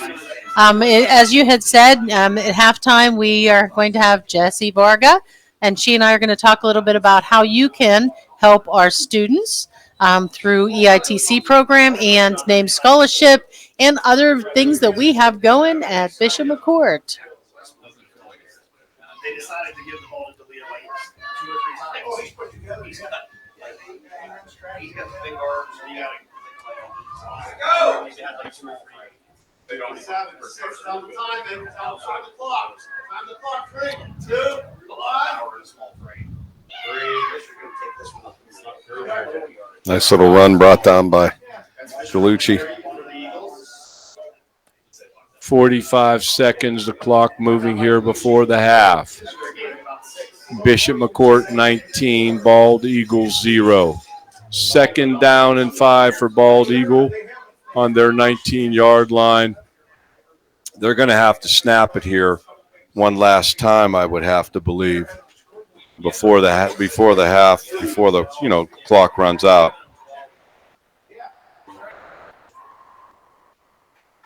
And they're going to go deep. And it's broken up. And the clock is stopped with 12 seconds left. And with the incompletion, Bald Eagle's going to have to snap the football again. That was Braylon Wiley. I'm hearing his name a little bit today.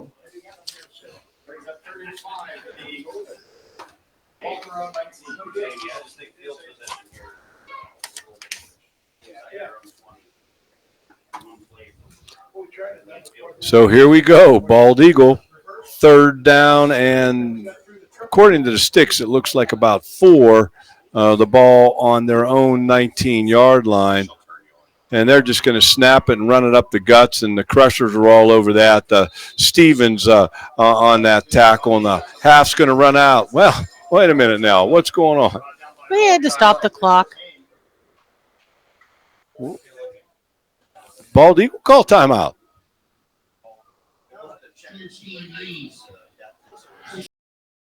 Crushers called the timeout. I get that because Bald Eagle's going to – well, if the clock is right, it says there's 0.7 tenths of a second left before the quarter is out. With the timeout, Bald Eagle's going to have to snap the football. They're not going to have a choice in the matter here. And, now the clock has been readjusted to 7 seconds. Yes, it was. The clock kept running after they called the timeout. So there's 7 seconds left before the half. Bald Eagle has to snap the ball one more time. And, do you run a sweep or something like that and try to run it out? But it looks like they're going to get in punt formation here. I'd have to think the Crushers are going to come after this if they're going to punt the football. You're going to have Dressick deep, and the Crushers will cover both gunners, but they're going to, maybe they're setting up a return here. We'll see. Remember, they got some trickster moves, them Bald Eagles. And there's Not the this punt. time. And Dressick does a great job of fielding the punt and goes down on one knee. Now, should be some time left before the half. That would have stopped the clock. No, I think it ran out before Now, wait a minute now. Hold on. Oh, wait, there. I believe he went down on one knee.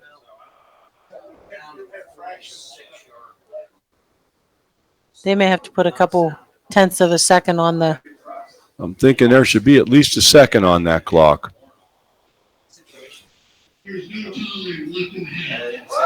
Okay, so the officials are saying it's the end of the half. All the Crushers 19, Bald Eagle 0. We got a 15-minute half, and our guest is going to be Jess Varga. And right now we're going to take a break for Friends of the Crusher Sports Network.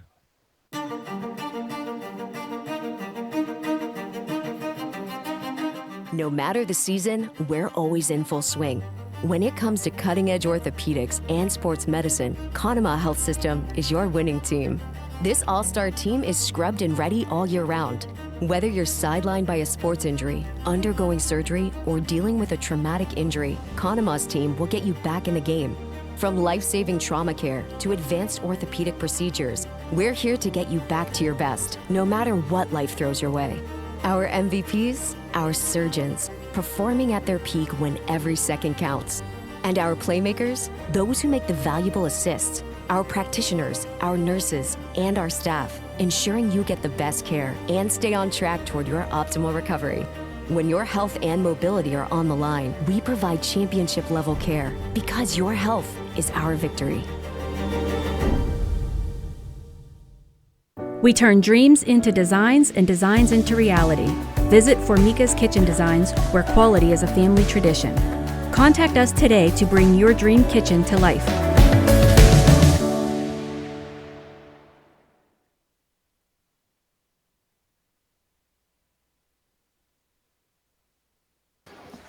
And we are back on the Crusher Sports Network as the Bald Eagle Band takes the field for their halftime performance. We have a 15-minute break this halftime. We want to welcome Jessie Varga into the stream. Hi, Jeannie. Welcome, Jessie. Jessie and I share an office, so this is like nothing for us, Yep. right? So, Jessie, let's talk a little bit about the Education Improvement Tax Credit Program. Yes. So EITC is a program that we have that it's a way for you to redirect your PA state income tax to Bishop McCort students for their tuition. So it's simple that you just redirect. You can choose to keep it here in Johnstown instead of sending it over to Harrisburg for them to use it for whatever. We keep it here. It goes directly to the students, and then you get a tax credit back.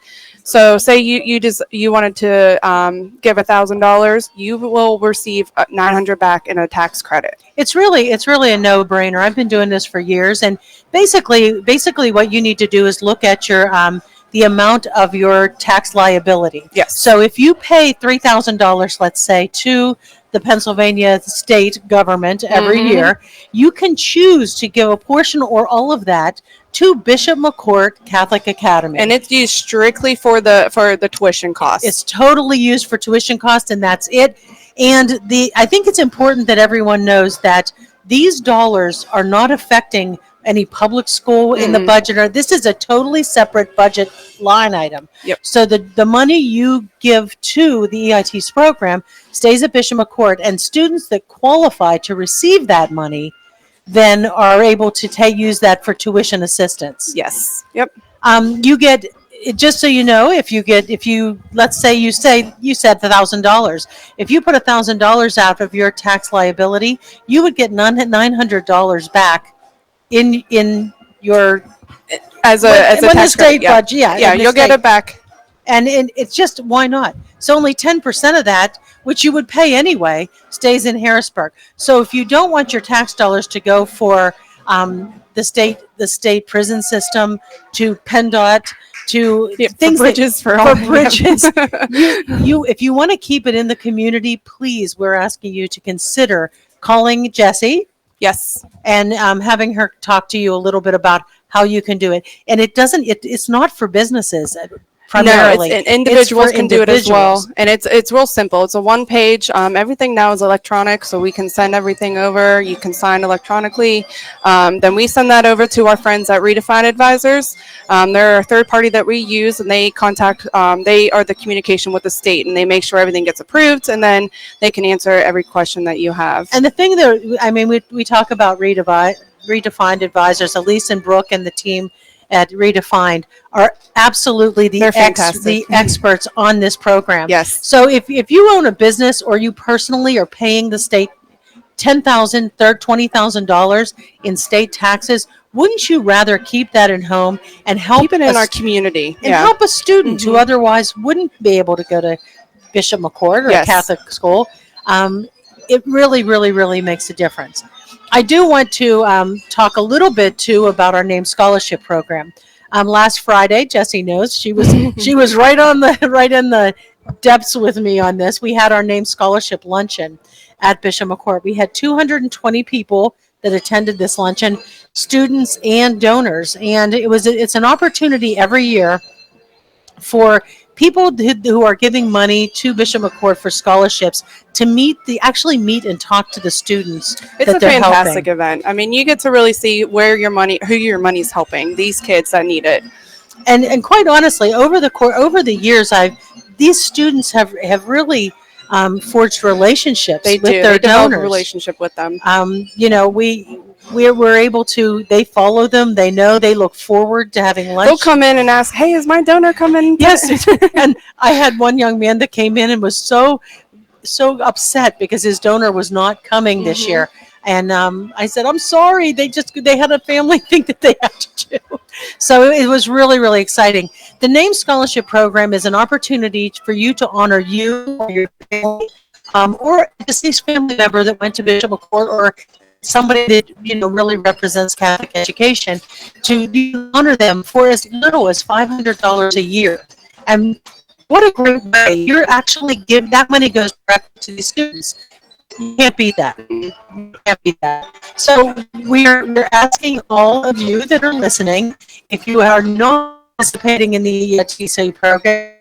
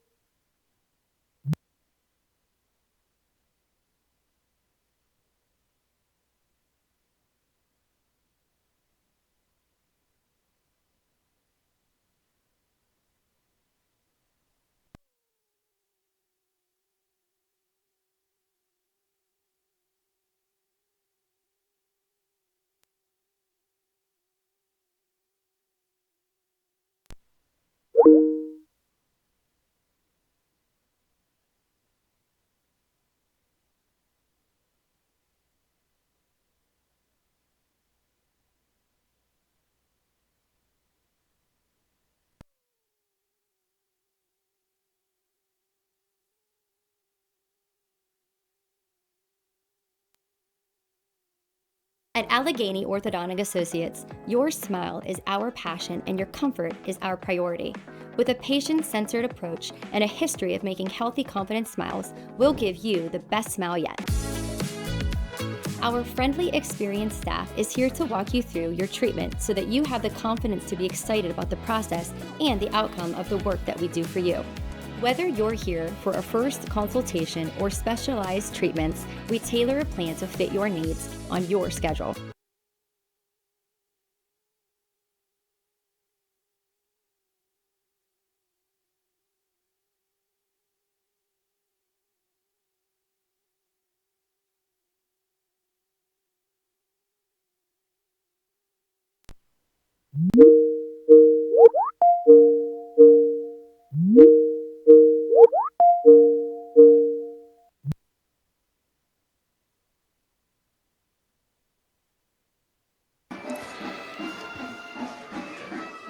And we're back here at halftime with 5:24 left in halftime. Sorry, we had a little bit of a call drop here on the Crusher Sports Network. Yeah, they're good. So we are back in action. 5 minutes and 9 seconds left in this halftime show. And the Crushers 19, Bald Eagles 0. And what do you think? Let's take some breaks from friends of the Crusher Sports Network. For over a century, Thomas Automotive has been redefining the car buying experience. One person, from start to finish, you'll work with the same person with no transitions or turnovers. Upfront pricing. All of our vehicles are clearly marked with their best upfront price. Commission-free sales team. Our salespeople are not paid on the price you pay. Our team works for you, not a commission. Transparency in everything we do. Buy with confidence, drive with confidence. Thomas Automotive. At Mission Critical Solutions, we're not just about metal. We're about precision, innovation, and excellence. From welding and machining to custom fabrication, our expert team ensures every detail meets the highest standards. What truly sets us apart are our specialty services, expert project management, streamlined supply chain solutions, and rigorous quality engineering. Mission Critical Solutions, where exceptional metalwork meets unparalleled expertise. Transform your vision into reality. Contact us today. Here at the 5th Local Ale House and Eatery, we're proud to support Bishop McCort Catholic High School Athletics. From football and basketball to baseball and every sport in between, we're cheering on the Crushers this season and beyond. Stop by the Fifth for great food, craft beers, cocktails, and a welcoming atmosphere, perfect for friends and family. From our house to yours, the Fifth Local Ale House and Eatery wishes the Bishop McCort Crushers a successful season. Go Crushers! And we are back. We're back on the Crusher Sports Network, the Dream Team, the Stream Team. So, hey, Jeannie, why don't we start with you? Your second half thoughts.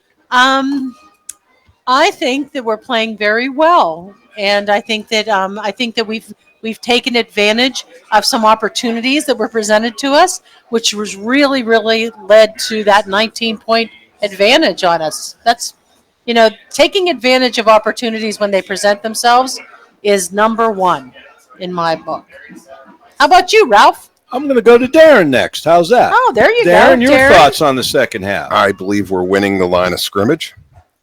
And we need to keep that up, but with that switch to the forefront, because I do believe that they're going to start throwing the ball more, just they have to. And I think that might lead to us causing more turnovers. So that's my thought right there. Well, my thought is that, my keys to the game to start the stream this evening was that can they compete with us up front? They had the size to do it, but I haven't seen that here in the first half. I haven't seen them drive the football at any length. I haven't seen them run the football. And I believe these 4 minutes here become absolutely critical in the sense that Bishop McCourt's going to take the football. If they can take it down the field, get a score, Bald Eagle's in a lot of trouble. But if Bald Eagle can stop the Crushers and get a score, well, then you've got a football game. So these 4 minutes become pretty critical in the big scheme of things. We've got some stats from our good friend Sean Wessner. The stats man. The stat man. First downs. Believe it or not, a Bald Eagle 5 and the Crushers 7. Rushing, Bald Eagle, excuse me, 2. We apologize. Rushing, Bald Eagle 21 for 33 yards. We've rushed it 12 times for 90 yards. Passing, Bald Eagle 5 of 9 with 1 interception for 36 yards. Bishop McCort 2 of 8 with no interceptions, 31 yards.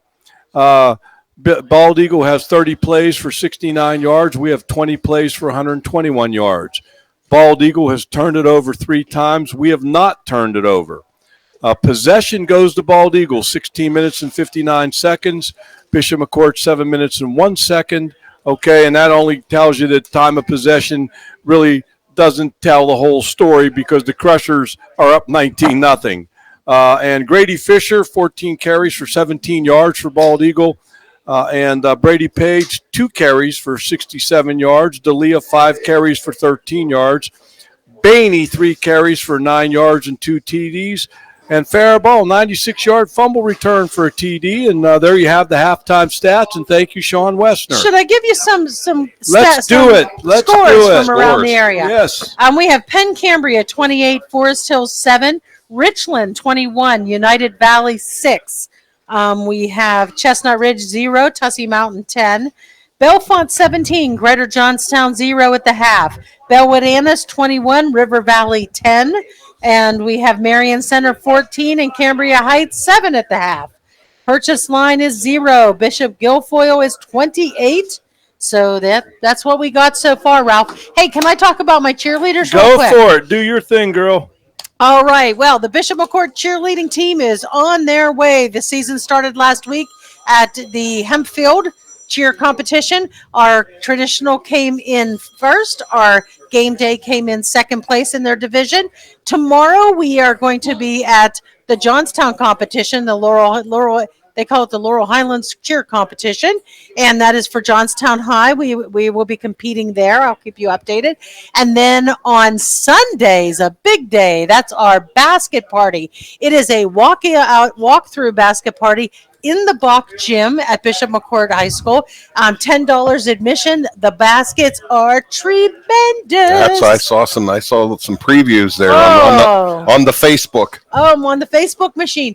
Absolutely wonderful. So stop on down. You're going to love it. You can get your ticket at the door. It's walk through. You can be there for 15 minutes. Or if you want to chat with me, you can be there for 30. But that's Sunday from 9 till noon in the Bach Gym. So your competition though with Johnson, isn't that at Westmont? It's at Westmont, yes. Okay. Yes, okay. It is at Westmont. It is the Greater Johnstown Cheerleaders Competition, but they're holding it at Westmont. And I believe that they're doing that. I think they have a co-op with Westmont, but also Westmont has 2 gyms. They have an auxiliary gym, so it just makes it a lot easier for them. So Sunday, we have an important thing going on in the elementary world of sports. Please tell me. We have the first ever Laurel Highlands Developmental Football League All-Star game. It's a North versus South game. We have, let's see if I can get this straight. It is our Bishop McCort Crushers, Greater Johnstown Trojans, and Central Cambria versus Conemaugh Township, North Star, and Myersdale. And that happens at 3 o'clock at the Conemaugh Township High School football field. Well, thank you so much. Well, Ralph, that's your weekend update. Now tell me what those James Madison boys are doing this weekend. Well, James Madison played on Tuesday night, Jeannie. Oh, I missed that. Because college football now is playing Tuesday night, Thursday night, Friday night, and Saturday night. And do you think that's because of television? Or do you think that's because of officials? It's because they want to make money, Jeannie. Money. Okay. Money. Oh. But the Crushers on Tuesday night, the Dukes on Tuesday night beat Texas Southern 52-20. And they're not going to play again until Saturday, November 8th against Marshall. So the Crushers are now, the Dukes are now 7-1 on the season. All right. Well, we have started the second half of football. The kickoff was good. Just on a side note, my Pitt Panthers have traveled to Stanford, and they will play at 3:30 tomorrow on the ACC network. Go Pitt. Hail to Pitt. Well, the Crushers are going to take over 1st and 10. On their own 28-yard line. This would be a great time to put a drive together, put another score on the board, put a lot of pressure on Bald Eagle if they can make that happen. Hand it off to D'Elia up the guts, and he picks up a quick 5 or 6 yards. Go, Jonathan. And that brings up a 2nd down and 5, the ball on the Bald Eagle 33-yard line. By 0, Drew Nagel. Second Eagles. Drew Nagel 5.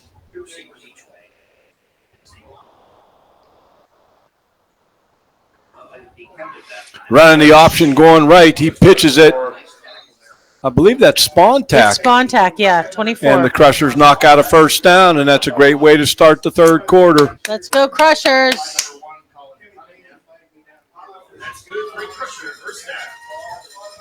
First and 10. Do it again. 1st and 10, fight. Crushers on their own 39-yard line. You didn't just make that up, did you? No. Okay. That would be a cheer. Bainey, they're going to run the option to the right again. D'Elia's the pitch man, and D'Elia, he runs a couple fellas over there. I think that, I don't know if that was that John? That's yeah, D'Elia. it was. He runs a couple fellas over, picks up about 8. Oh, well, now they're not moving. No, they're not moving the sticks. They're just stretching it out a little bit. But he was thinking about it. Well, he was like a bullet coming out of a gun there. Wow. 2nd down and 2nd and 4. Ooh. There's Brady Page taken down. He's brought down by a number 32. 20. Is it 22 or 32? 32. 32. That's Nino Daniker for Bald Eagle. Third down and 5 for the Crushers. Putting together a little bit of a drive here. Need to knock out this first down. The ball on their own 44-yard line. 10:25 on a moving clock in the third quarter.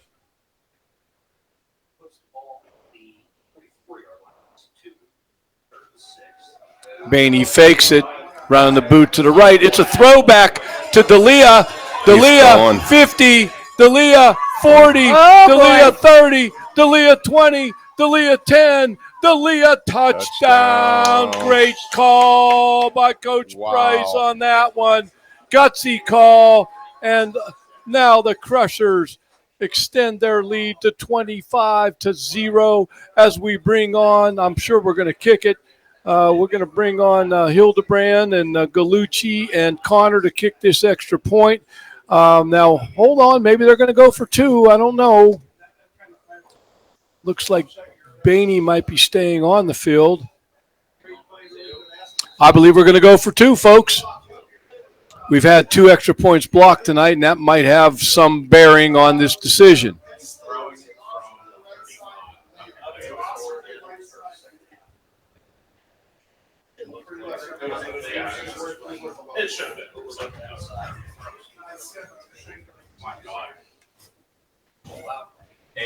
Bainey rolling out. Throw back in the end zone. Did he drop it? Yes. Oh, goodness gracious. Oh. That was similar to this well, play that he had down here. 25-0. Your Crushers in the lead with 9 minutes and 59 seconds left in the third quarter. Why do they have the fourth quarter on the scoreboard? Because they have it. That's a mistake. Well, I'm just double checking to be sure I'm not lost. Did you take a nap, Ralph? Of my life? Okay, here. All right. Rip Van Ralph. But anyway, hey, why don't we take a message from friends of the Crusher Sports Network? For me, being a part of the 6 News team, it's a privilege. It's a responsibility not only to our viewers, but to those who came before us. Always showing up, following leads, getting both sides of the story. It's the foundation of 6 News, knowing we delivered on our promise to you. Coverage you can count on. I'm Jen Johnson. Thanks for choosing 6 News, and thank you for celebrating 75 years of WJAC TV with us.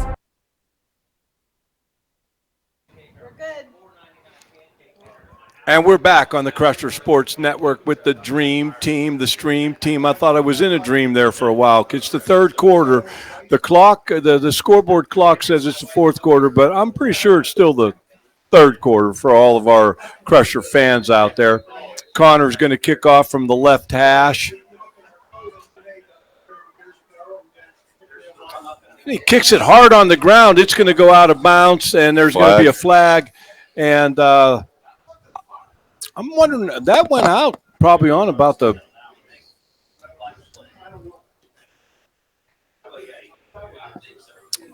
if it is beyond the 35-yard line, that's where they'll get the football. So they're going to – looks like Bellwood's going to take the penalty, and they're going to spot it where the ball went out of bounds.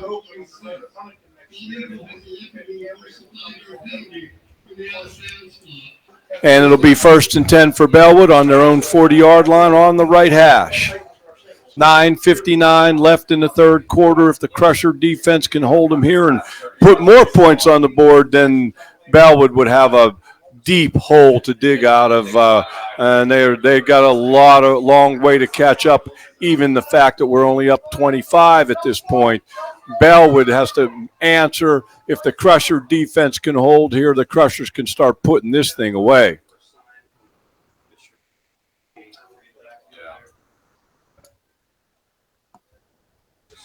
And they throw a little pass going left out in the flat. Now, if that pass, that's an incomplete pass. It went forward. If it would have went backward, it's a lateral, would be a free football. Yep.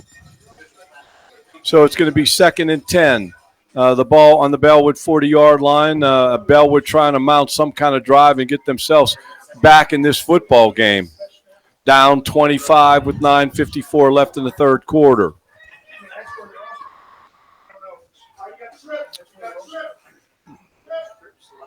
Is it my imagination, Jeannie, but about 80% of this season has been played on that end of the field. Yep. Ralph, you are correct. And I Mike. can't see anything down there. 2nd and 10 for Bellwood on their 40. Back to pass. Crushers all over him. And try to get a number there. Marquise Gordon, number 3 for the Crushers from his outside linebacker position. Makes a big play. It's going to be 3rd and 16 for Bellwood.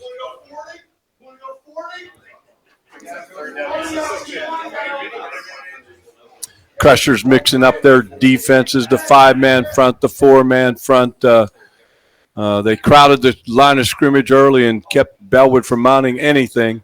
Bellwood started to use some spread formations. We had to adjust defensively, but the Crusher defense has been Johnny on the spot here tonight.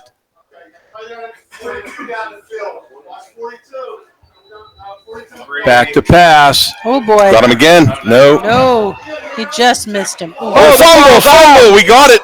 Nick Dressick with the ball. Nick Dressick picks the fumble up, and goodness gracious, the Crusher defense gets another turnover, and now ready to start putting this thing away with 8:52 left in the 3rd quarter. The Crushers not wasting any time, getting on the ball, getting the play from Coach Price. And this is what I said after the half. Taking advantage of given opportunities makes a big difference. You're absolutely correct, Janie. Thanks, Darren. Anytime. Let's not get mushy on the network here. You wouldn't let that happen, Ralph. Come on, Ralph. You run a tight ship. 1st and 10 for the Crushers on the Bellwood 41-yard line. Gallucci. Excuse me, Bald Eagle. You keep mixing up those B's. I don't know. That was Gallucci. He kept the ball. We're going to talk about the 4 Bs here in just a little bit, though, Jeannie. That's right. See, I got all these bees running around the place tonight. It's like a swarm. Holy cow. A swarm of bees. 2nd and 10 for the Crushers. The ball still on the Bald Eagle 41-yard line.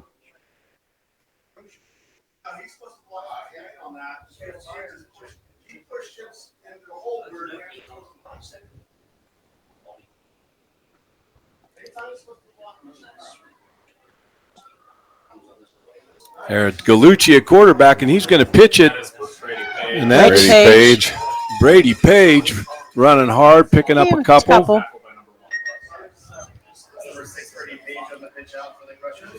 So it's going to be 3rd down and 7 for the Crushers on the Bald Eagle 38-yard line. The clock moving, 7:46, 7:45 left in the 3rd quarter.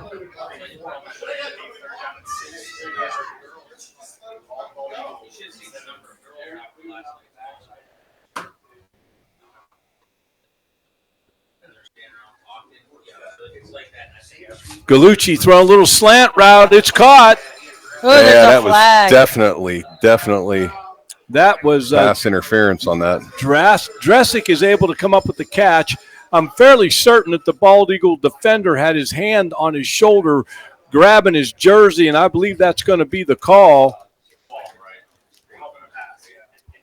Now there's a debate here, and Coach Smith may not be happy with what's going on here. I hope they don't call offensive pass interference. It looked like he was holding them, like grabbing them from behind. Maybe they'll be offsetting. They're marching them back. I'm not buying that one, fellas. I want to see what this call is. Okay. All right. Now we're good. We're good. It's just had to move back a little to get the ball going the other way here. Jeez. So now it is 1st and 10. For the Crushers, the ball on the Bald Eagles 22-yard line. Have an opportunity knocking on the door to really put the pressure on Bald Eagle to try to even get a score here at this point. Down to the end zone, And it's incomplete as we try to heave it deep for a score. That's going to bring up 2nd and 10, the ball on the 22-yard line of the Eagles.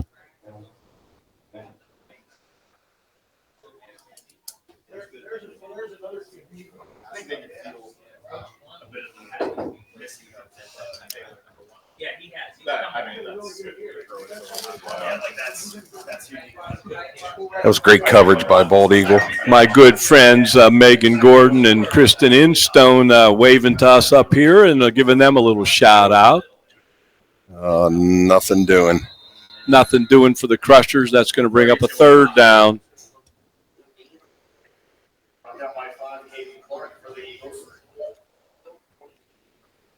So it's going to be 3rd and 10. The ball resting. We actually lost a yard. It's going to be 3rd and 11. The ball resting on the Bald Eagle 23-yard line.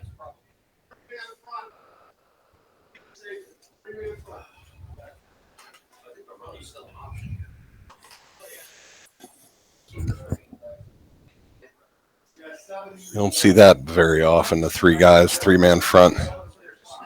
Actually, you see more of that than you think. That 3-5 is all over the state There now, goes buddy. Dalia. He's still going. Touchdown. Touchdown, Jonathan Dalia. That makes it 31-0. And Ralph, you'll be happy to know we're back in the 3rd quarter. My goodness gracious. I thought I fell asleep or something. I wasn't sure what happened That there. Michael J. Fox movie, right? Oh, yeah, Back to the Future. Back in the 3rd quarter. So now, we're going to go for 2 or kick this? I'm not sure here. I think they're debating that.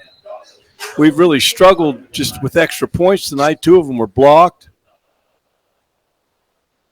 Not quite like us to do that. Looks like we're going to go for 2 as we get the play from the sidelines, and we're huddling up.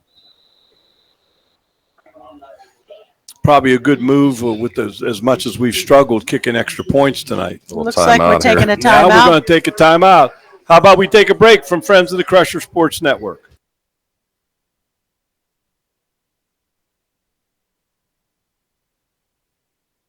At Allegheny Orthodontic Associates, your smile is our passion and your comfort is our priority. With a patient-centered approach and a history of making healthy, confident smiles, we'll give you the best smile yet.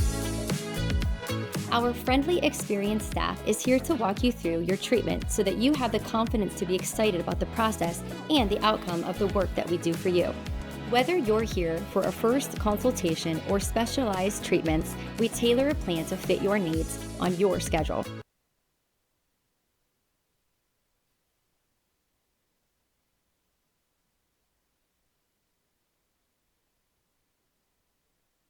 And we're back. 6 minutes and 16 seconds to go in this 3rd quarter. Your Bishop McCort Crushers 31, Bellwood. Oh, boy. Bald Eagle. Eagle. All right, we're 0. lining up to go for 2 here.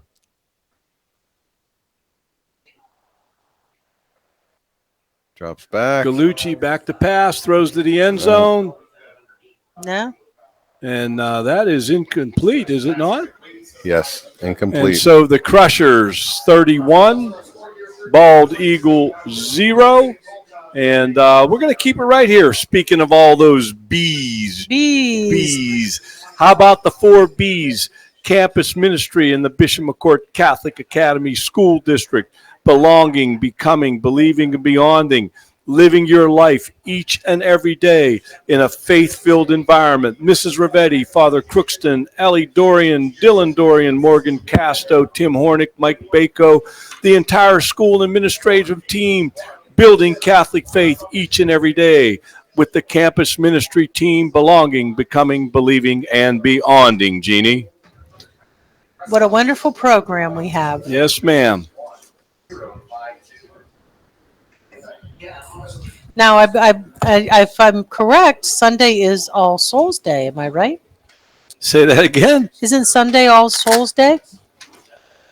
Jeannie, you're stumping me now because I don't have the exact answer on that, okay? And I apologize. It's either the for first or the second, yes. Yeah, it's the second. All Saints.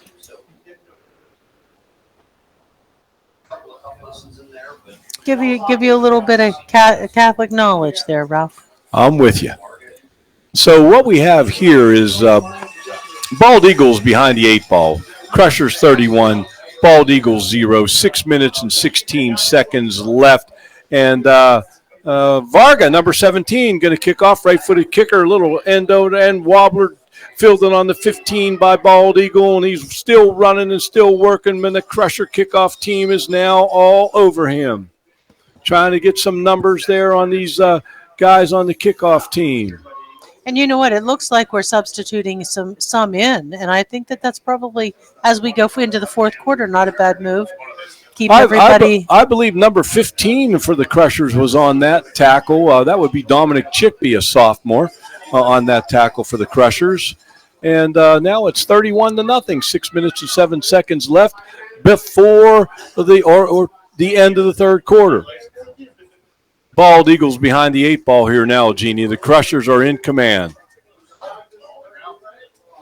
Bald Eagle trying to run it up the middle, and that's been that way all night long. One of my keys to the game was, can Bald Eagle compete with us up front? And I think the answer is, at this point in time, the Crushers were a little bit more dominant up front than people thought they might be against a nice-sized Bald Eagle.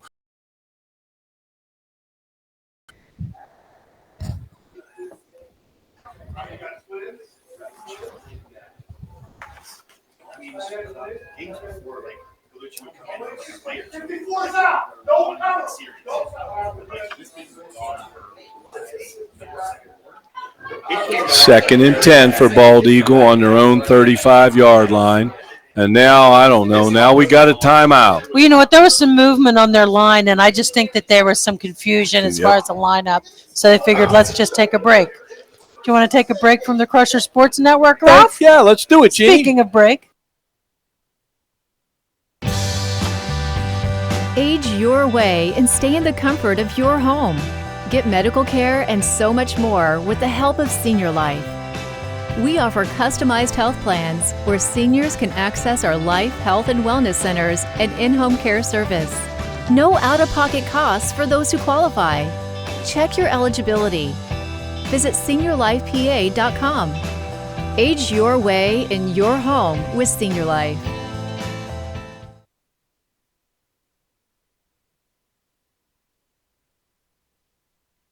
And we're back on the Crusher Sports Network with 5:17 left here in the third. 31-0. Your Crushers. 4 more points till we run the clock. That's correct. Jeannie's has wishful thinking. I hope you're correct, Jeannie. You know what? The last couple games, it was way past my bedtime, Ralph. It's already past my bedtime. Bald Eagle just can't get their running game on track. The Crusher defense up front has just thwarted Bald Eagle. That's going to bring up a third down and a long 9. The ball on the 36-yard line of Bald Eagle. If the Crushers can hold here and get another score, that would put the game into a running clock.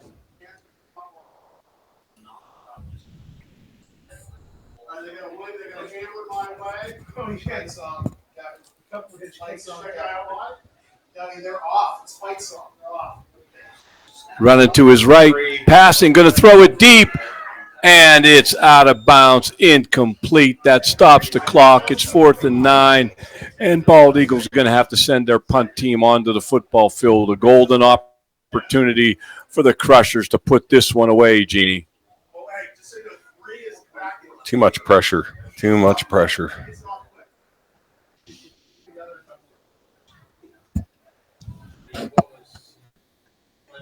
Four minutes and 24 seconds left to go in this quarter, the third quarter. Bishop McCort, 31. Nick Dressick back for the Bald Eagle, punt. 0.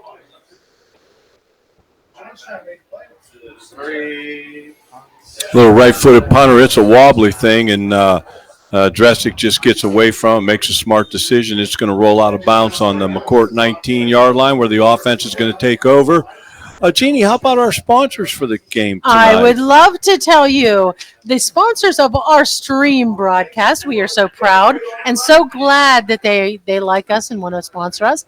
Weber Seltzer Wealth Advisors, experience the difference of truly refined wealth management. The student section is sponsored by attorney Matthew Zatko, who was able to sponsor all the tickets for our students, and Bainey Trucking sponsored our Crimson Crazy Towels. They're not the terrible towel, they're the crazy towel.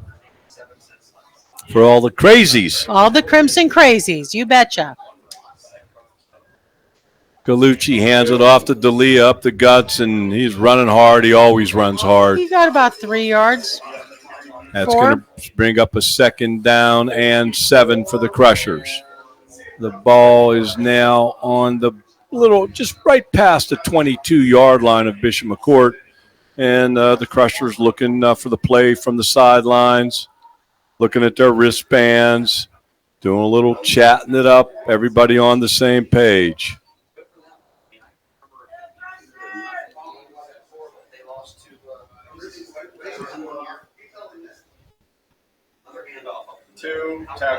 They hand it off to D'Elia again, and he just pounds the football. First down. First down. Crushers. That's about the 32. No, 30. Clock is running. Galucci's in at quarterback.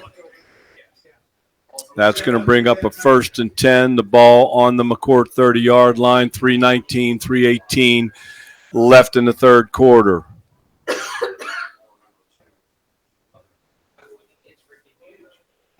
Handed off to D'Elia. He bounces it outside across the 30, the 35, and he's brought down on about the 36 or 37-yard line.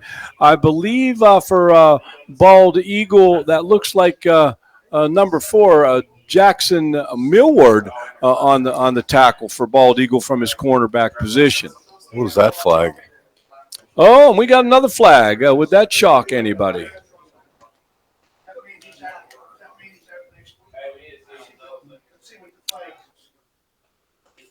Might be a hold on the Crushers.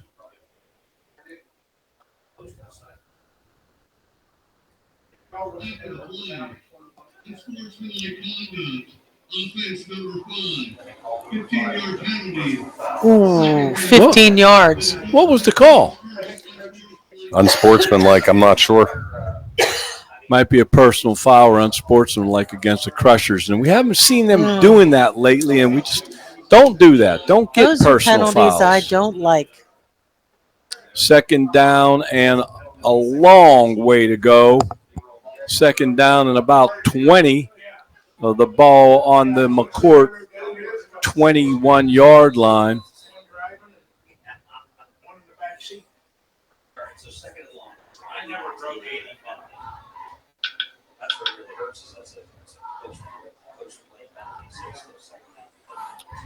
There's the snap. Give it off to Brady Page. Brady Page, right up the guts, running hard. That offensive line. Another flag. Oh, geez. Come on. Well, it's playoffs, Ralph. They're calling everything.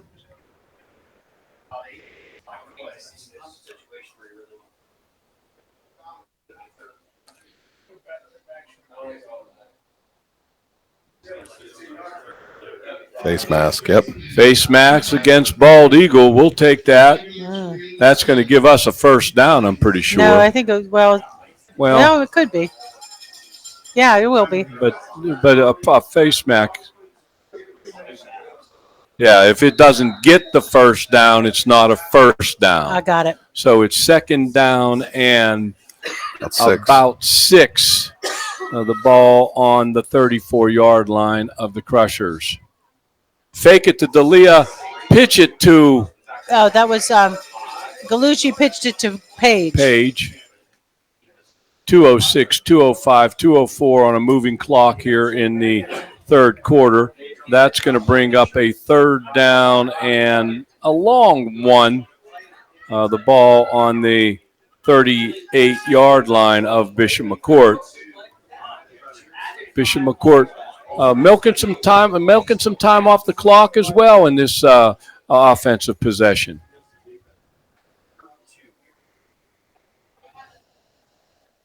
and give it to D'Elia up the guts, and first down. Offensive line is really taking charge right now. They're opening up some holes and busting some holes, and the running backs are finding a lot of room to run. The clock running here in the third quarter. That's going to be a 1st and 10 for the Crushers on the 47-yard line of Bishop McCort. Bishop McCort 31, Bald Eagles 0 as we're winding down the third quarter.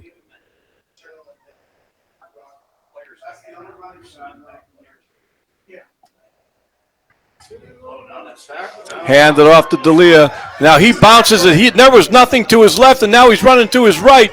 And 50, D'Elia 40, D'Elia 30, D'Elia knocked out of bounds inside the 25-yard line. That was crazy. Well, there was nothing to his left, and he changed gears and went to his right and outran just about everybody. They about had him. He has a a really good job at reading the field. Oh, I agree with you. Yeah, he does a great job of seeing things and knows where things are open. Staying on his feet. I mean, they had him wrapped up a little bit there. 51.7 seconds left in the third quarter. The Crushers have a 1st and 10 on the 25-yard line of Bald Eagle.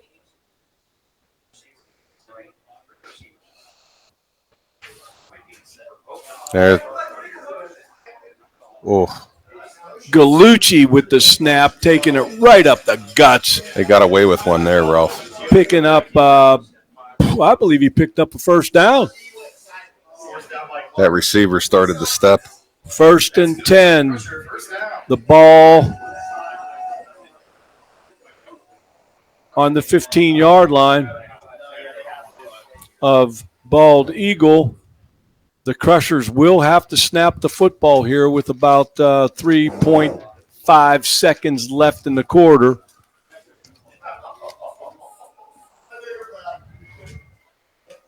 There's the snap. Give it to Page, running right to left. And I believe that's going to take us to the end of the third quarter. And we're going to switch ends with the Crushers having the football. It is Bishop McCort 31. It is Bald Eagle 0 as we start the fourth quarter. And we're going to take a break for a message for friends of the Crusher Sports Network. At Mission Critical Solutions, we're not just about metal. We're about precision, innovation, and excellence. From welding and machining to custom fabrication, our expert team ensures every detail meets the highest standards. What truly sets us apart are our specialty services, expert project management, streamlined supply chain solutions, and rigorous quality engineering. Mission Critical Solutions, where exceptional metalwork meets unparalleled expertise. Transform your vision into reality. Contact us today.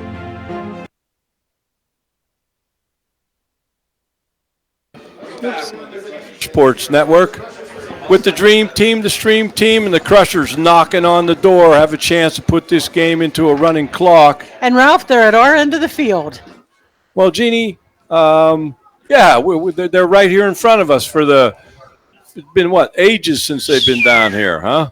Well, you know what? Let me update you on some scores that are important to us. Richland 21, United Valley 6, Marion Center 14, Cambria Heights 16, Bellwood 21, River Valley 10. And Jeannie, what was the Cambria Heights Marion Center score? 16-14. Cambria Heights 16, Marion Center 14. And the winner of this football game will get the winner of that football game, and they'll travel to the higher seed. And if the Crushers can hang on, which I believe they're going to host the winner of Cambria Heights Marion Center right here at the Point Stadium. And we don't want to say things that are unofficial, but that's officially unofficial. I love officially unofficial. Third down and a long 9-yard line. Let's get this 9 yards and get this in the. Third down and a long 9 to get the first down. They're actually got 3rd and 10, the ball on the 15.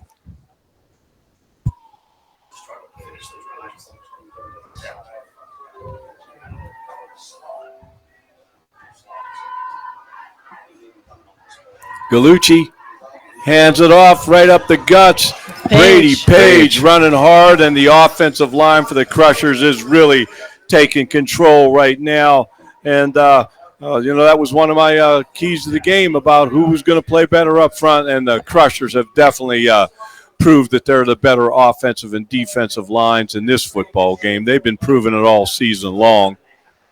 And now I thought it was first down, and now we got fourth and 3 on the 8-yard line. And they give it to D'Elia going up the guts. D'Elia's got a touchdown. And it is 37 Bishop McCort, 0 Bald Eagle. And we're going to go into a running clock here, and we're going to see what's going to happen here. It is we're going to try to kick the extra point, or we're going to go for 2. I don't know. We've been having problems with extra points this evening, which is unusual for us. And we're going to go for 2. Too many extra points didn't go through the uprights tonight.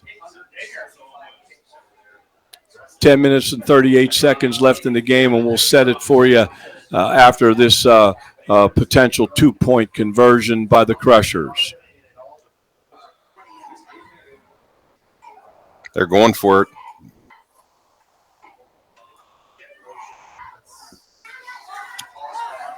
He's in.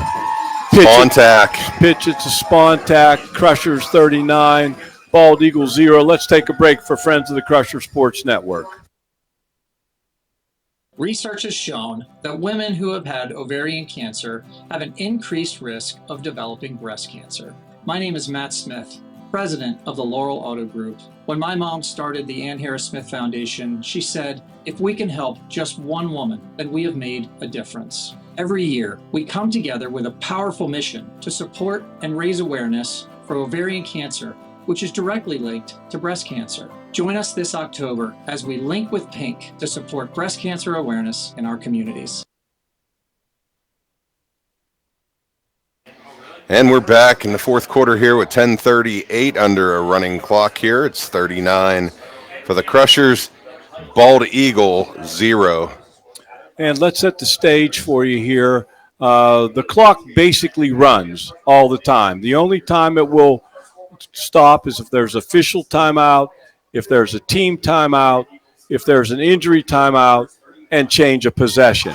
That's when the clock will stop. It will run at all other times, and I'm going to believe that both of these coaches are going to start playing some of their younger players in this football game. I believe Varga's kicking off for us, number 17. Yep.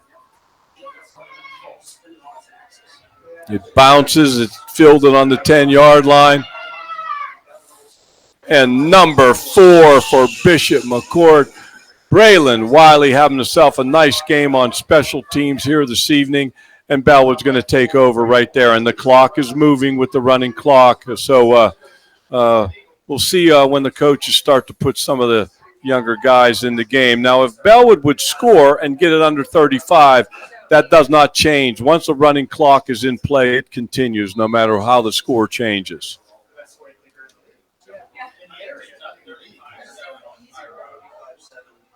Starting to see some fresh jerseys on the field for Bishop McCort.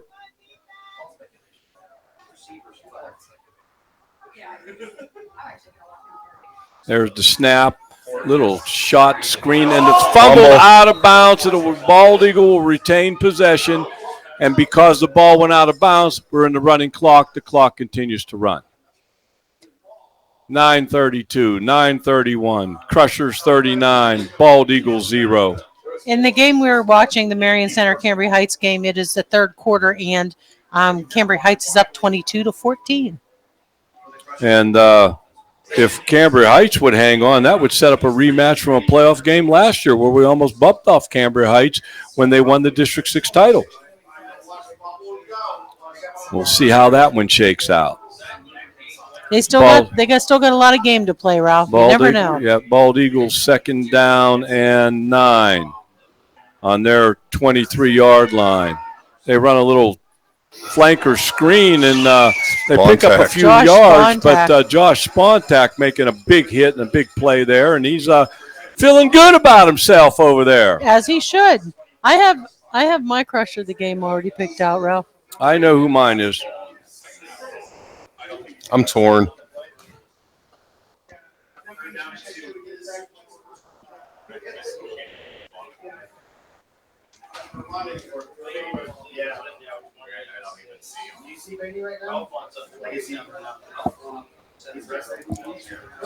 Like in the first half, like I can see him. I don't even see him unless he's wearing one of the jacket jackets. It's pretty tall. He was just out there. I just. Bald Eagle going deep. Intercepted. Intercepted by the Crushers. That's Another turnover Josh for Bald Eagle. Spontak. Spontak having some big plays.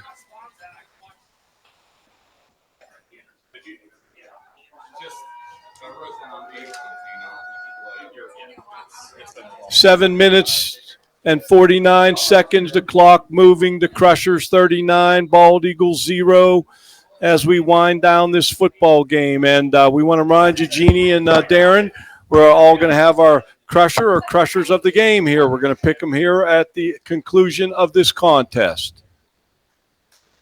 And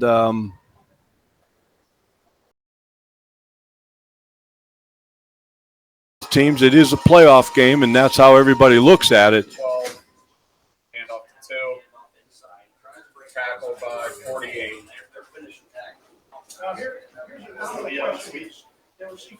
Brought down by 48.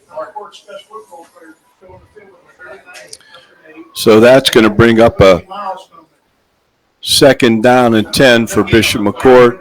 The ball resting on the 50-yard line, 6:55, 6:54 on a running clock here. And the Crushers are going to advance to the second round of the semifinal round of the District 6 2A playoffs against the winner of Cambria Heights Marion Center, and we'll see how that one shakes out. Spontak around the end. Spontak running the football. And he's taken out of bounds by number 48 for Bald Eagle, and that would be Sam Clark.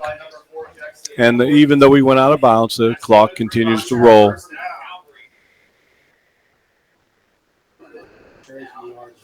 And now we got fair ball. I believe we have fair ball in its split end right here, Jeannie, and good to see him on the field offensively. Yeah. That's not right now.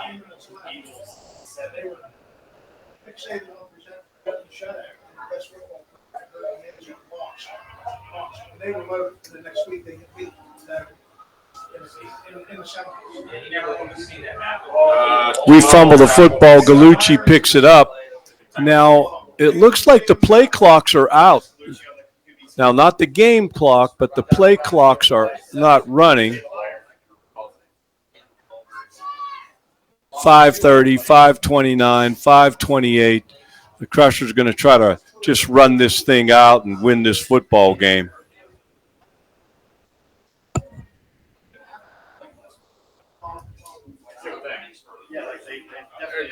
They'll probably keep it on the basketball. Yeah. In this situation where you're supposed to take it to next week. 3. Once again, Marquise Gordon. Marquise Gordon. Now the ball's fumbled, and I believe Bald Eagle has the football. And I believe that may be McCourt's first turnover of the football game. And Bald Eagle will take over, and looks like we're going to see some fresh jerseys on defense for Bishop McCort. Bald Eagle.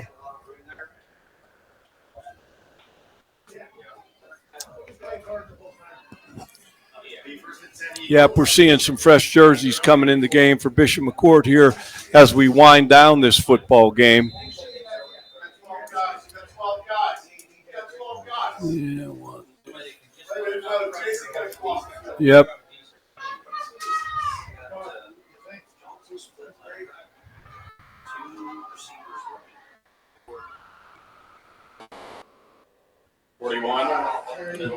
Bald Eagle hands it off to number 41, going straight ahead, and that is Nick McCauley for Bald Eagle.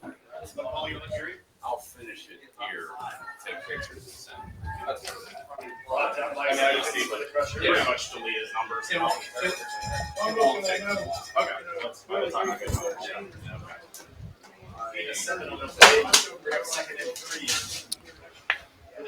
4:04, 4:03, the clock winding down in the fourth quarter. Bishop McCort 39, Bald Eagles 0, and Bald Eagle has a 2nd and 3 on their own 41-yard line, trying to put some points on the board and finish this as positive as they can.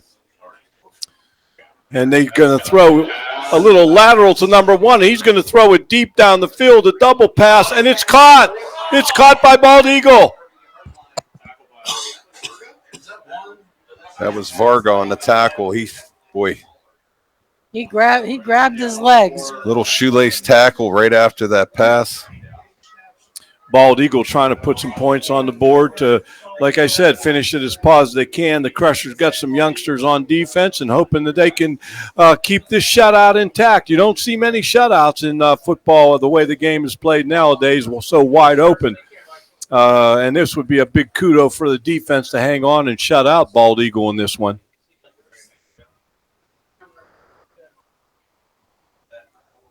There's the snap. Ball's on the ground. And it looks like Bald Eagle made the recovery. And that's going to bring up a 2nd down and 9 for Bald Eagle. The ball on the Crusher 30-yard line. Crushers running fresh bodies on the field, giving some of these younger guys an opportunity to play. 2:18, 2:17 left in the football game.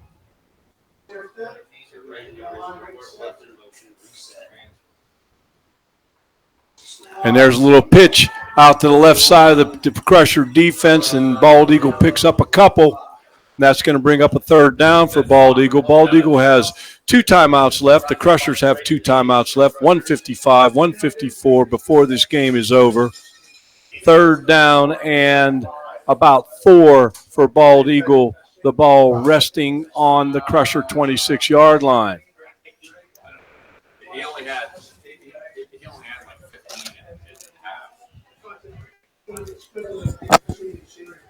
1:33, 1:32, the clock moving.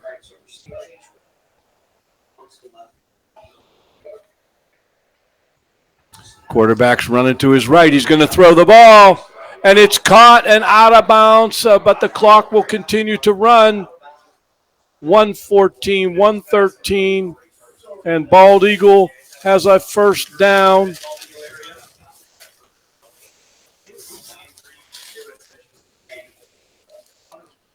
And it's 1st down and 10.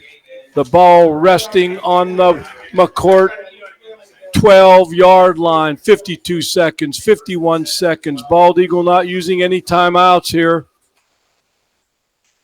Quarterback, back to pass, and he is sacked. That's Marquise Gordon. Marquise Gordon from his outside linebacker position. 37 seconds, 36. And Bald Eagle going to try to get at least one more play off, I would have to think.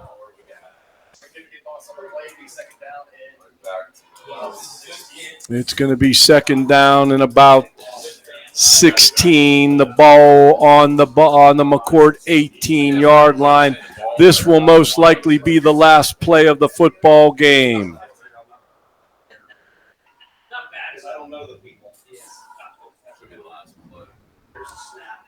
Going to throw it to the end zone. And it's a touchdown, Bald Eagle. 39-6. And the game is basically over, but Bald Eagle will have an untimed down to either kick the extra point or go for 2 as they score on the last play of the football game. You got to give Bald Eagle credit, showing that they're not going to quit, not give up. But the Crushers came out and took care of business and going to move on to the semifinal round of the 2A playoffs. And Bald Eagle, I'm not sure what's going on here. I believe they have a right to run that play. Maybe they're choosing not to run it. Maybe not. Well, there you go. 39-6. Jeannie, Ralph, the let ball- me just thank our sponsors Yep, one more go time ahead. for tonight's game. Weber Seltzer Wealth Advisors, experience the difference of a truly refined wealth management company. They are the stream sponsor. Student section sponsor is attorney Matthew Zatko, and our towel sponsor is Bainey Trucking. Thank you so much to all of our sponsors and our corporate sponsors. They make things worthwhile. All right, Ralph. Let's talk about crushers of the game. Darren, why don't you go first? My crusher of the game. I'm kind of torn, Ralph, between 6 and 7, 6, 7. But instead of that, I'm going to go with 2-4, which is Spontac. Yes. Wow, did he come on at the end there? Unbelievable interception. The tackle over there, the effort was unmatched. And Jeannie, how about you, crusher of the game? I'm actually going to do two crushers of the game, Ralph, and because I'm going to the line. I think that Luke Stevens and Rocco Fetzko did a wonderful job tonight, really holding the Bald Eagles to where they were. So I'm going to go with Luke Stevens and Rocco Fetzko as my crushers of the game. And Ralph is going to go with number 7, Garrett Faribault, linebacker position. And when Bald Eagle was going to go in to make a game of it, he ripped the ball out of the quarterback's hands and took it back for a touchdown, which completely flipped the game and turned the game in our favor. And there you have it, fans. The final score, 39, Bishop McCort 6, Bald Eagle, and the Crushers move on to the semifinal round of the District 6 2A tournament. And how do you see yourself? How do you see yourself? You've got to start seeing you the way God sees you. You are fearfully and wonderfully made. You are more than a conqueror. You are created to have dominion, and you are blessed. Please understand all the positivity going on in your life, and do not allow negativity to enter your mind. God bless. Go Crushers.